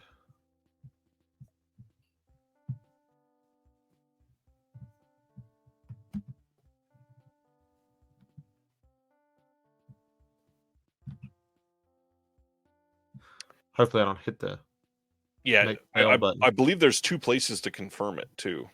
Let's see. Enter your shipping address. Okay.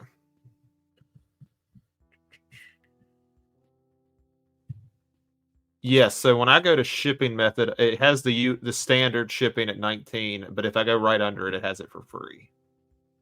So it should be there.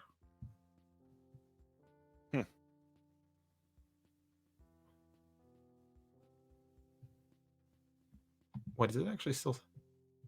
Oh, they're still selling that Severn Airline travel bag? I thought they ran out of those. They got some more? Yeah, I mean, when I went to checkout, it was underneath. It's like the travel bag, the Cemetery Man snow globe. Oh, I mean, there it is, $60. Yeah, the Joe Spinell plush doll. I mean, yeah, Cemetery Man snow globe's $35. They've only got a few of those plush dolls left. Found some space at the warehouse.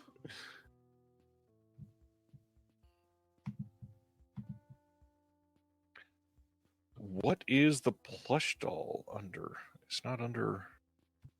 See if I can send it to you. I just saw it. Oh, I'm sure it's here, but yeah, what it's under. I just want to know how they're categorizing it. See what happens when I go to it. There it is. Joe Smith, $40 by itself. Oh, the Severn Halloween tee is back too. Oh, they still have their pint glass available. I didn't know that. Nice. Mardi Gras Massacre shot glass. Wonderful. For only $3. Yeah, this new water bottle actually looks really nice.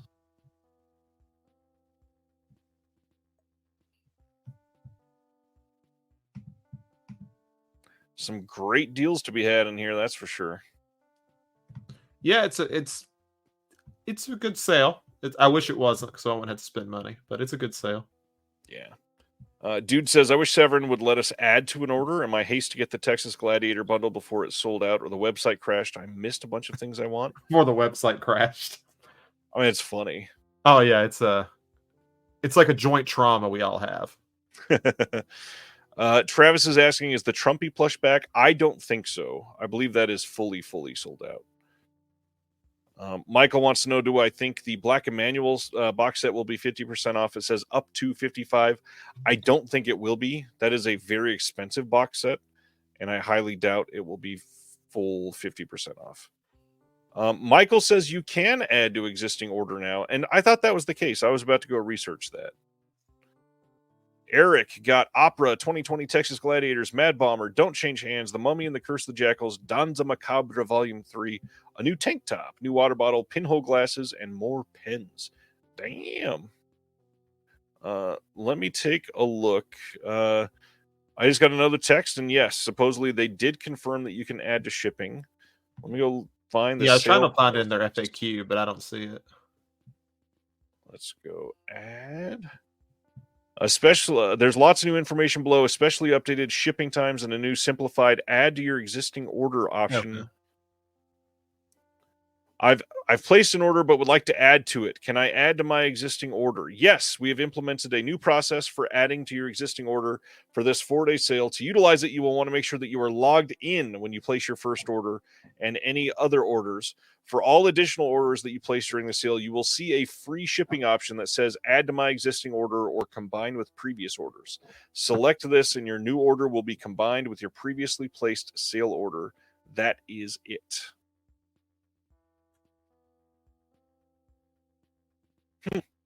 That's good. That's a very good thing. Yeah, I feel like quite a few companies do that now. I'm trying to think. I feel like there's just a few holdouts left now. I feel like I see it as more options than I don't.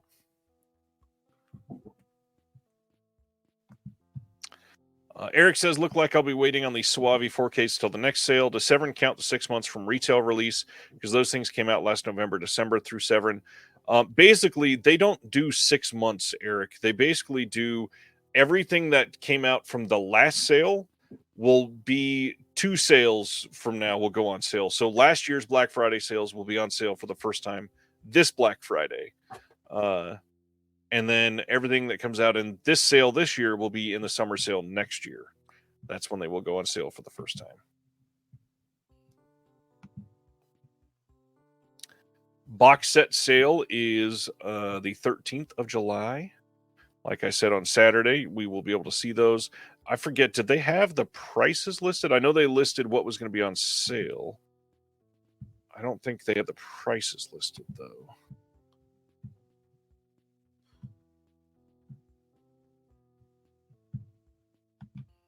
Nope, does not have the prices. Damn. All right. Some of these, I'm very curious to see how fast, like the Argento bundle will go out. The Penne Apocalypse bundle has no limit, so this is not a limited bundle. Interesting. Now, they don't tell you how many they have left on their site, right? Nope, they do not. I know this is a title that people have been wanting for years, so I'm sure this is going to be a big seller for them.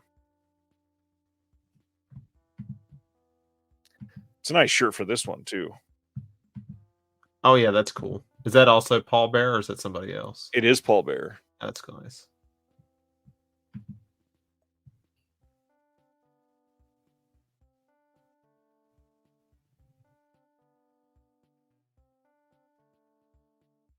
Most of their tees are on sale. Wow. And they've got some good stuff on sale this time. Oh, I can see why that 2020 Texas Gladiator. It's Joe D'Amato, Yep. Michael Suave, George Eastman. Oh, okay. Oh, this is all adding up. All screaming your name. Yeah. The guy who did Rats, Night of Terror, that Chris got us to watch. Yeah, that's all there. Actually sounds pretty cool. Sam says, is the opera release going to sell out? No. The opera release will be available for quite some time. Guaranteed.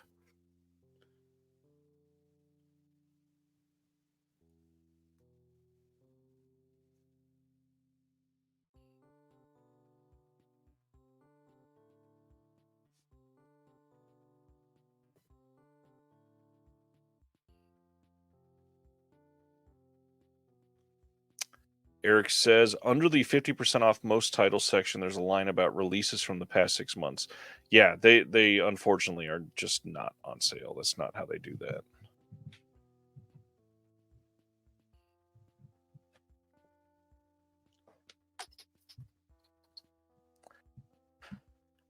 Man. Ryan, what are you going to grab? I don't know. Some of these super cheap ones that I just never got, I may have to do it. Yeah, I mean, I doubt it's going to be better than $750. And I mean, and nothing will ever be cheaper than those. And just think, guys, if you really want to make some money and be a terrible person, just buy up as many of those as you can. When they go out of print, you're good to go. You just have to sell your soul to do it. Oh, man.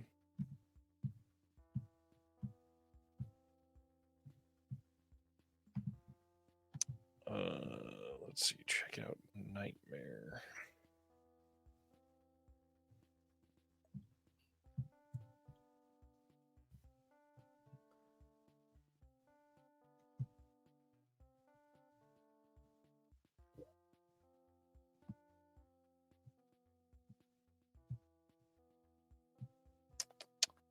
Sorry, I got somebody messaging me, and I'm looking at what No, they're no, you're saying. good. I'm looking through this anyway, so you are fine. They're pointing out something about the prices, so very curious to see what comes from that. Man, there's so many great stuff in the Severn catalog. So, What Castle else of are Blood. people? Has anyone seen that? Can anybody note that? How that one is? I've not seen Castle of Blood yet. I did see they have. I saw that. I meant to message you about that. Having Butcher Baker Nightmare Maker. Great Since I movie. bought your copy. Great movie. Yeah, it is. It's very good. If you were a fan of Halloween Ends, all 7 of us, go watch Butcher Baker Nightmare Maker.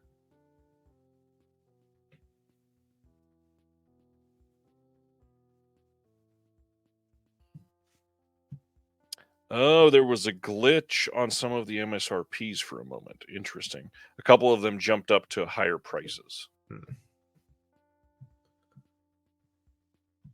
And yes, I totally agree, Eric. They definitely need to remove that line.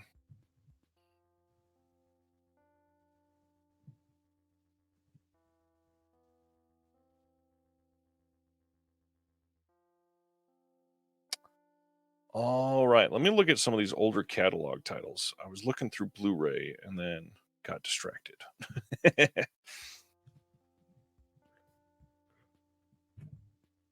All right, going to the second page. And don't forget, box sets. Don't even touch those till Saturday. Still.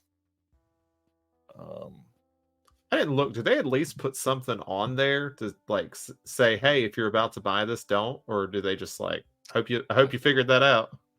That's a good question. Let me I'm pull actually up going to look. House of Psychotic Women. Let me see if it says it. It does not, from what I can see. I mean, from a business standpoint, like I get it, but it's just like, Right. yeah. But Travis says Castle of Blood is a fantastic Italian Gothic with Barbara Steele, but the 4K is in the Danza Macabre Volume 2 box set. Okay. So they're selling the Blu-ray, but you can get the newer 4K in the box set. Gotcha. Okay. Sam is asking what box sets are going to be on sale, and I will list that for you because they gave that to us in their list under the policies. And they are All the Haunts Be Ours, the Folk Horror box set, the complete Lindsay Baker Giallo set, Cushing Curiosities, Danza Macabre Volume 1, Danza Macabre Volume 2, the Annie Milligan box set, both of the Eurocrypt of Christopher Lee collections, House of Psychotic Women, Incredibly Strange Films of Ray Dennis Steckler, the Nunsploitation collection, the Violent Streets, that's the one with Umberto Lenzi and Thomas Milian, the Black Emmanuel box set, and then the Birdemic trilogy. All of those will be on sale on Saturday. I'm glad you ended that list off with a really high note. I appreciate it. Oh, man. Who has seen the post about fixing the Kathy's Curse box? It works from what all who have tried it has said, and I ordered batteries to fix it. I never bought that, but yeah, supposedly there was a post that they were talking about in the podcast that it teaches you how to fix the eyes not working properly. So I'm glad they got that out there for everybody. I just love that it works as the curse from Kathy as well, since they all came broken. They should have just went with it and said, no, that's an intentional design choice. Like when The Sopranos ended and apparently HBO had to like repeatedly tell people, no, the show ended. That was correct. I can't believe Hey Stop Stabbing Me is only $6.24. That's a great price for that. House at the Edge of the Park. Hey, $22. That's worth that. That's a good one. Yeah, that's not bad, especially for a 3-disc set with the slip. Yeah. Bloody Pit of Horror only being $7.50 is insanity. Night of the Demon. How long has that been out? That's been 2 Black Fridays ago. And they still got slips. That's impressive. Well, I mean, they never really announce the number that they're putting out there unless it's a bundle. Good tip from Eric, too. If you bought the Kathy's Curse box, you got a $10 coupon in your email. Make sure you use that. Don't forget it. Oh, well, and speaking of that, I know a lot of people might have forgotten this because it's been a couple of years, but they said they'd still reward it if you turn it in. They had that like punch card like system that they started after the summer sale 2 or 3 years ago. If you still have that, you could go and use that still. Yeah, you can fill it out. And I think that one was a free title or something like that.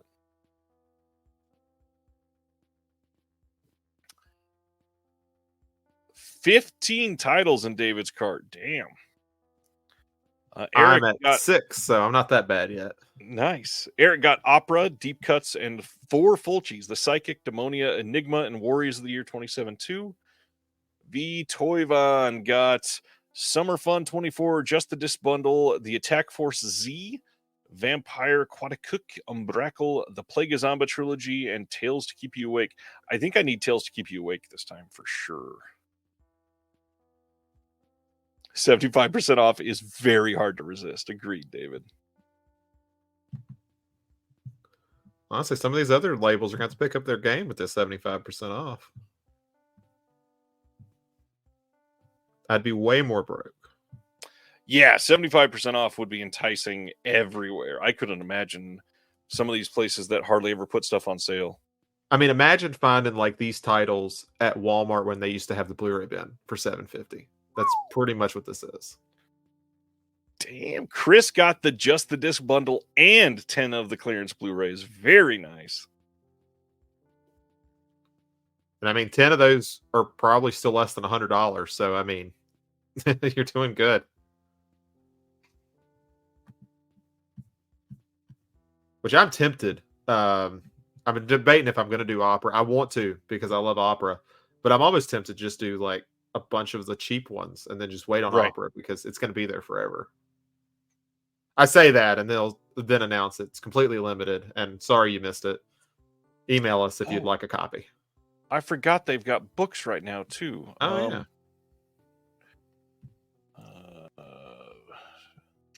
Where's their books? Am I missing it? If you go under merch, it's under books, novelizations, comics. I see where I messed up. So they've got that make your own slasher book that they announced for this. They've got the last horror film. Why is it under books? That's weird. They've got the Nightmare novelization, Night of the Demon novelization, After the World Ends. This is the one that was super limited that they were selling right now.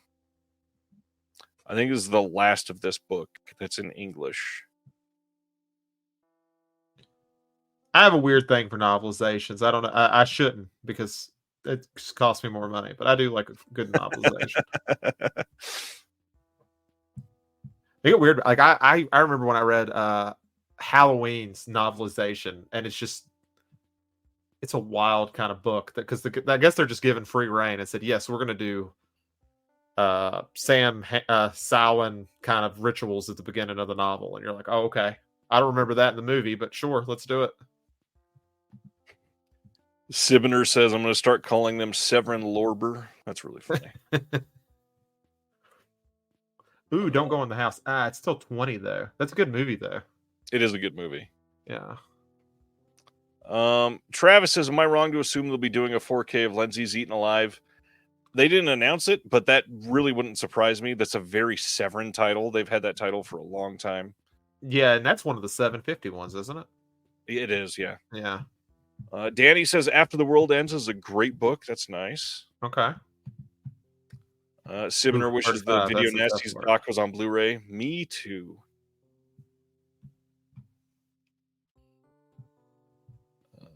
Delirium for 15 is a pretty good price. Man, the folk horror doc for only 15 is great if you don't want to go in on the box set.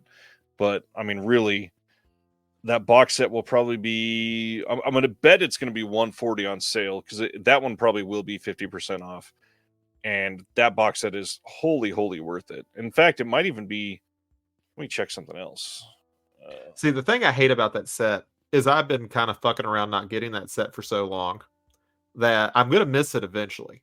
It's finally gonna be out of print or something. I'll be like, wow, I had like 10 years to do it and I never got it.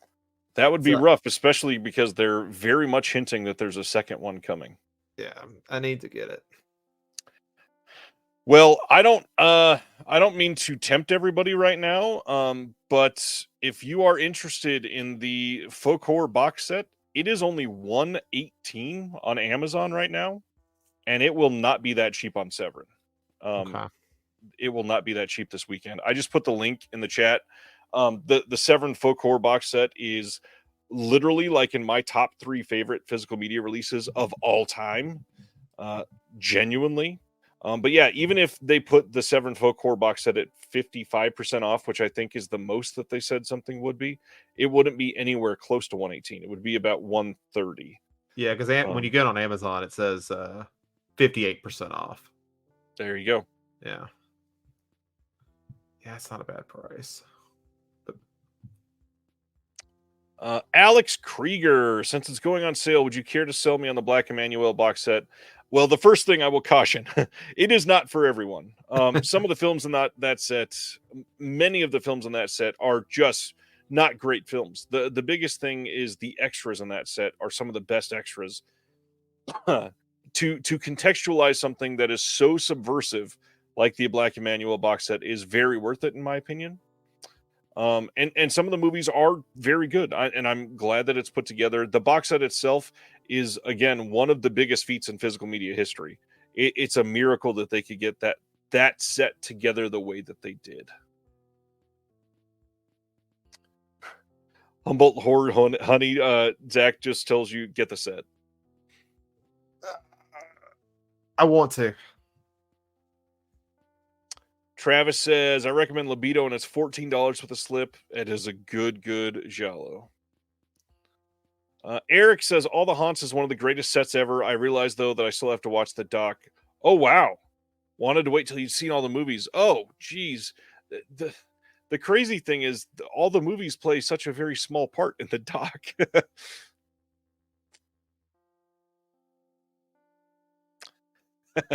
I love this from Craig. Craig says, listening to folks geek out over movies together while restoring Felidae is a very good time, and I can't wait to see Felidae. Yes, the book with the Folk Horror box set and with the Black Emmanuel box set, they're both amazing.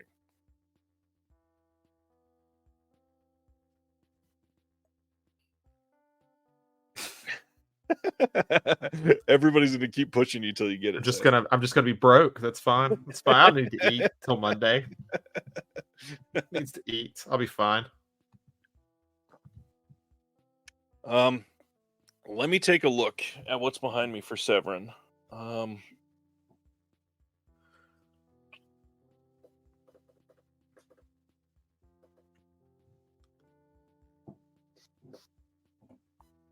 There's so many great titles that they've done throughout the years. Again, out of the blue, I know that we didn't mention this all that much in detail earlier, but if you've never seen Out of the Blue, it's an incredible Dennis Hopper movie. Really well directed, great story, depressing ending, and such a great restoration. And then beyond that, the extras on it are great. It's just a really great set. I like the sum up of that. It's gonna fuck your day up, but it looks really good. It's so true. And I was so fortunate last year to be able to go see it in a theater, and my wife had never seen it before, and so I sat in a room that fits. I don't know, that theater's pretty small. It probably only fits about 35, and I think we had about 25 in there. And based on the sounds, and my wife had never seen it either, so based on the sounds that I heard, I bet out of the 25, maybe only 5 had ever seen it. And yeah, people were gonna have a rough night after that. That is for sure. I noticed on here it says North America only. Did someone else put this out besides them? Which one? Out of the Blue. Yes, BFI released it in the UK. Okay, that makes sense. From Chris, a reminder that Buddy Giovinazzi's second film, No Way Home, is going out of print and will never come back. It is $9 and has the CD soundtrack. That's for sure.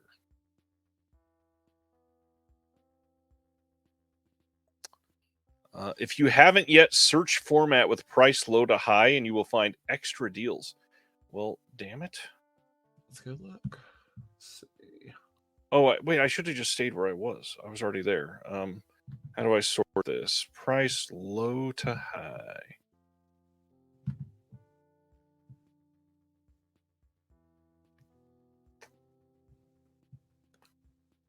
Okay, most of these were in that 75% off section, I think. Yeah, the Blu-rays, I don't think we missed it. I mean, the 4Ks, I don't think we missed anything there. The cheapest one was Drowning by Numbers, which was 22.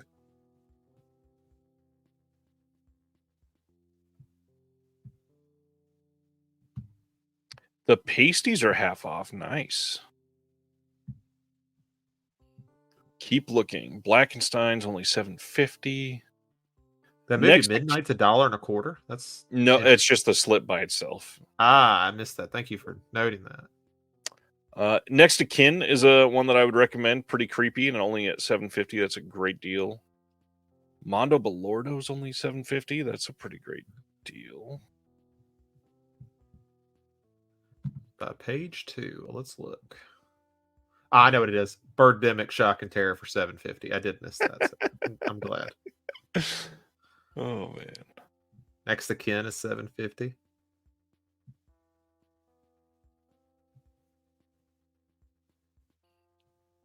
Yeah, they really went all out on these prices this time. Let's see. The Beast in Heat.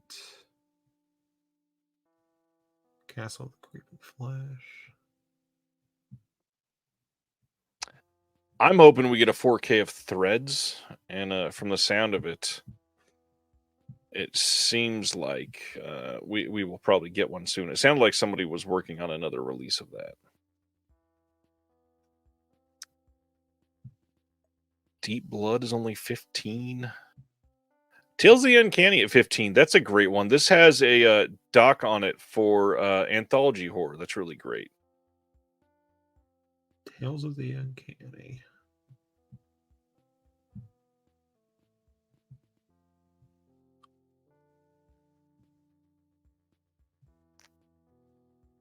And they're still selling Devolved? I didn't know they still had that.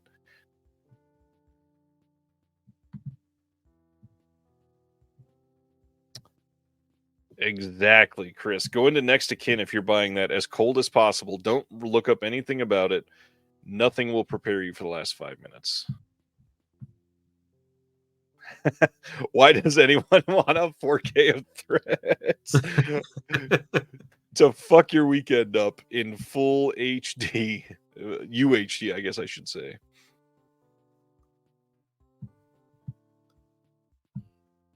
Oh, man. Drive-In Massacre, that's a fun one. Is it worth 15 now? I don't know. I mean, that title used to be on sale for even cheaper back in the day. Wow, they still have their UK release of Baskin. I didn't realize they were still selling that.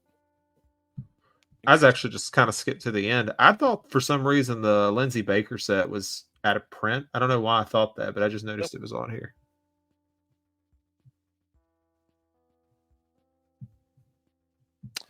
Threads actually fucked me for days, says Sam. Yeah, that'll do it. Yeah, Axe and Kidnapped Coed was under the 75% off sale there, Sibner.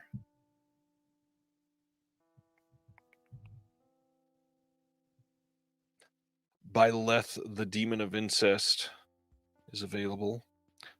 All right, I know that everybody was upset that the Al Adamson box set went so fast. If you have never seen the documentary, The Real Life and Ghastly Death of Al Adamson is really great, and I definitely still recommend that people get that. I know it sucks to not have all of the movies, but definitely worth checking out the doc. It's really well made.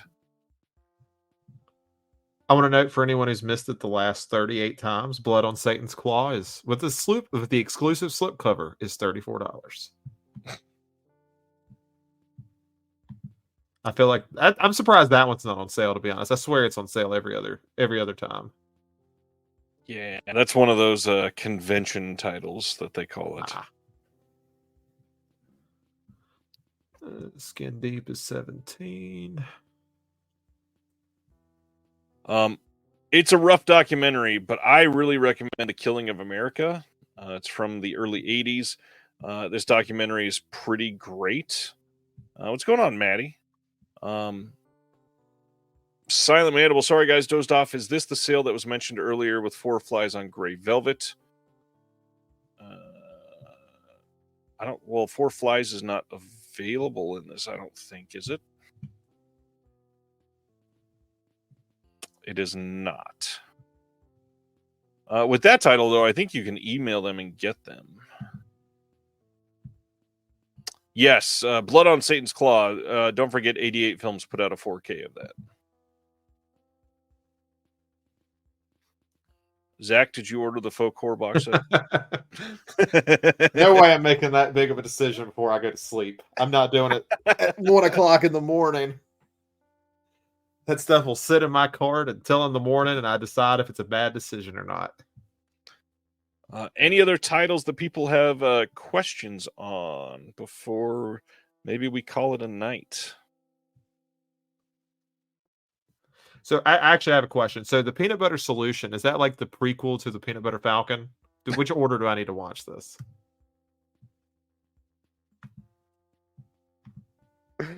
Oh, that's really funny. Oh, that's great.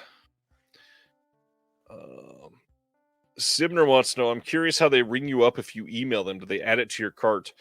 They invoice you for the price of the title, actually, through a PayPal invoice.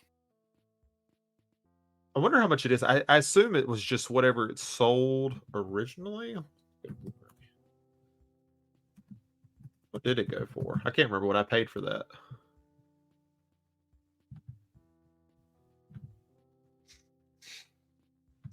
Four Flies was it? Oh, that's not 45. I don't remember. I was going to say if Blu-ray.com would tell me, because I couldn't remember if they had that information or not. But no, they just tell me that I can buy it on Amazon for $128. So thank you. I appreciate that. Maddie says, my wife and I are vending at the Buffalo Horror Garage Sale at the end of the month, and Severn will be there. I'm waiting then till decide on All Haunts. Hope they bring it. I'm sure they will. Although, like I think it was right before you got here, Maddie. The All the Haunts Be Ours box set is only $118 on Amazon right now, and that's cheaper than it's going to be anywhere else for sure. Travis says, are they still doing a Black Friday sale because they moved this one to not be a halfway sale? Yes, they did the same thing last year, and they still had a Black Friday sale. They will absolutely have one again this year.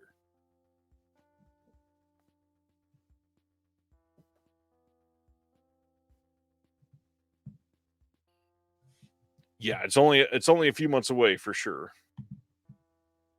And remember, on Black Friday, last year's Black Friday last year's Black Friday releases will be 50% off. Have a good night, Humboldt Horror. I will be responding to your message that you sent elsewhere as soon as I'm done tonight. Yeah, Travis, those last year's Black Friday sales, I did it again. I keep thinking of Tales to Keep You Awake because I definitely need to get that title. Those ones will all be on sale this Black Friday as well. So Spider Labyrinth, Cemetery Man, The Sect, The Church, that whole group of titles, those will all be 50% off come November. Like I just mentioned, Dave. Yeah, this November, those will be on sale. When the Wind Blows is definitely recommended. Peanut Butter Solution is recommended. If you don't have the Faux Core box set V by itself, this title is great. Really well made movie. Love that thing. Scream in the Streets is pretty worth it. Cannibal Man, like we mentioned earlier, is definitely worth it. Endgame is certainly worth it. Angel for Satan is another good title, especially if you love Barbara Steele. Eyes of Fire is a masterpiece, but you should just have the Faux Core box set. Did you buy it yet, Zach? No, not yet. I'll I want to just tag. Can I get an add everyone tag like on the Discord just for like one day? So when I get it, I can just tag everybody and let them know. I mean, I Got it. think it's open for everybody to use. So I don't know if you should have told everybody that. If just when you get back on the Discord, it's going to be add everyone all the way that's true. through. Oh man, I haven't talked about this one in a while. Siege. This may be a like top 3 Severin title for me as well. This is like I don't know why I said well, like the word whale. This movie is incredible. It is very much a sort of like Assault on Precinct 13 type Well, of I'm film. sold. Okay, thank you. It's I'm good. so good. Wave is asking, have you heard of this Count Dracula 4K from 7 or 88 films had better encoding? Wave, if you're comparing 88 films to anybody, the answer is always the other company. Severin definitely has better encoding than 88 films. Glad you agree, David. Yes, like a Canadian green room. That's the way to sell it. John Carpenter, Green Room. I mean, you're just it's selling me. I'm good. It's already in Zach's card. Promise. Yeah, it is actually. Means that's got to get removed.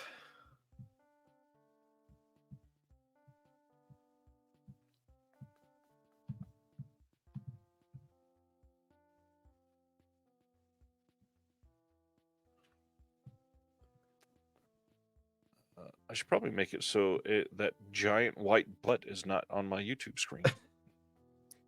Report.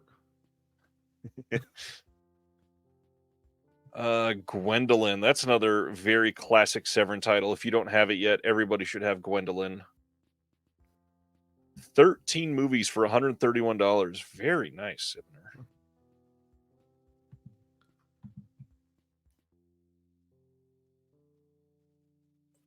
Massacre in Dinosaur Valley. Did anybody else see that? I did not love that. One I did, though. Everyone needs to check out Eloy de la Iglesias' Kinky Collection. This is a great buy at only $20. Strange Vice is good. It is. Yeah, it's very good. Although, now that I'm thinking about that, did Strange Vice get a 4K somewhere as well? I'm on Blu-ray. Let me check. It did not. No. But that's a title that Shameless put that title out. I know that's a terrible copy. Yeah, I imagine that's a title that would probably be upgraded to 4K someday. Yeah. Alex is asking another box set question for Saturday. Lindsay Baker or Lindsay Milan or both? I mean, really, they're very, very different sets. So I can't really say either way. It's more of what you choose. Lindsay Baker is more of the giallo, slower cinema box set. Lindsay Milan is high crime and mostly good action. So if you lean one way or the other and you can only get one, but they're both really high quality. Oh, interesting. Spaghetti says Bahia Blanca was not available for a long time, and now it just popped up again for the sale. So if you're a Jess Franco apologist, you might want to check that out. I've never heard of this.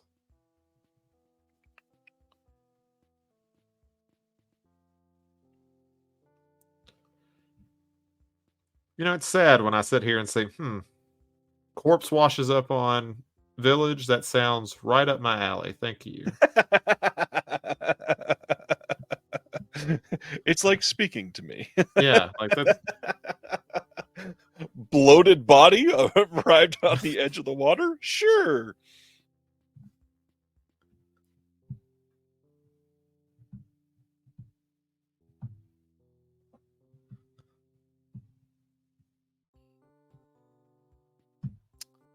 All right. Any other questions? Since we are at a good 3.5 hours on our show so far.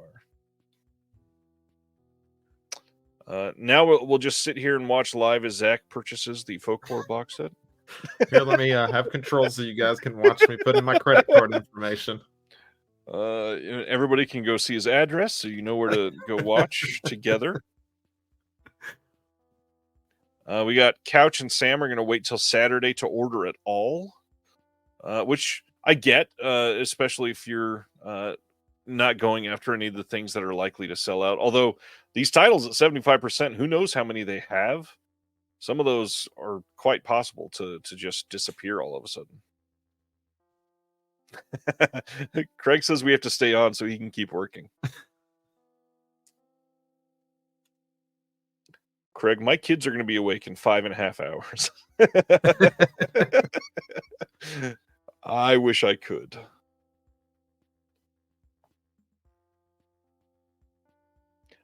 All right. Since I don't see any questions popping up, one last plea for everybody to take your phone out, go to your podcast player and search up the words "They Live by Film" and press that handy subscribe button right there. You should be listening to Zach's voice every single week. Him and his other two co-hosts, well, Chris and him and his other co-host and Adam. I'm just kidding, Adam. Go check out the show. It's amazing. If you like my stuff, you'll definitely like them. They are great people, and they've got terrible taste sometimes, and it's fun to argue with them when they can't hear you. Yeah. And I mean, and the great thing is maybe Adam just got on because I think it's like 6 o'clock in the UK, and he's probably just woke up and be like, what the fuck? As soon as I get on, as soon as I wake up. You just thought we did Godzilla together, man. I'm calling him out already. Yeah, subscribe to They Live by Film. They do great work. If you like conversations like this, or if you want to ask a community more often on which release you should get, or if you want to share opinions, or all those things, check out the Patreon. There's a link in the description below. We've got a really active Discord of a ton of people that love talking about this stuff literally 24/7. There's been a bunch of posts in there literally while on the stream tonight. It never ends. We would love to have you. It's a really fun community that's probably one of the most positive film communities I've seen online. So check it out. Other than that, anything else you want to hype up or share before we call it a night there, Zach? No, I think I'm good. I appreciate again for you having me on. I did not realize it was a severance sale until I got on here, and I'm like, oh yeah. Oops.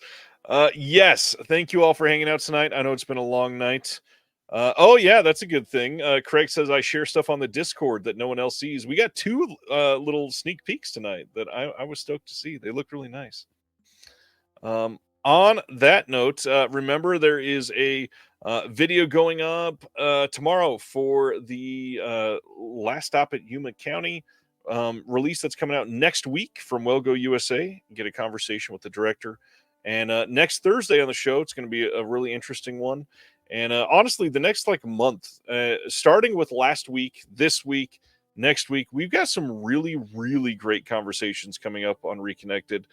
Some great guests, some unique situations that have never happened before. You get to see Craig in a couple weeks.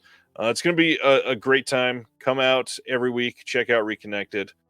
I don't normally promote this much, so I don't know what to say. But thank you all for hanging out tonight. I love sales nights. Have a good night. We will see you next time. Thank you for watching The Disconnected. On the way out, make sure that you are subscribed to the channel, that you've liked the video, and that you've copied the link to be able to share with someone else that may appreciate this.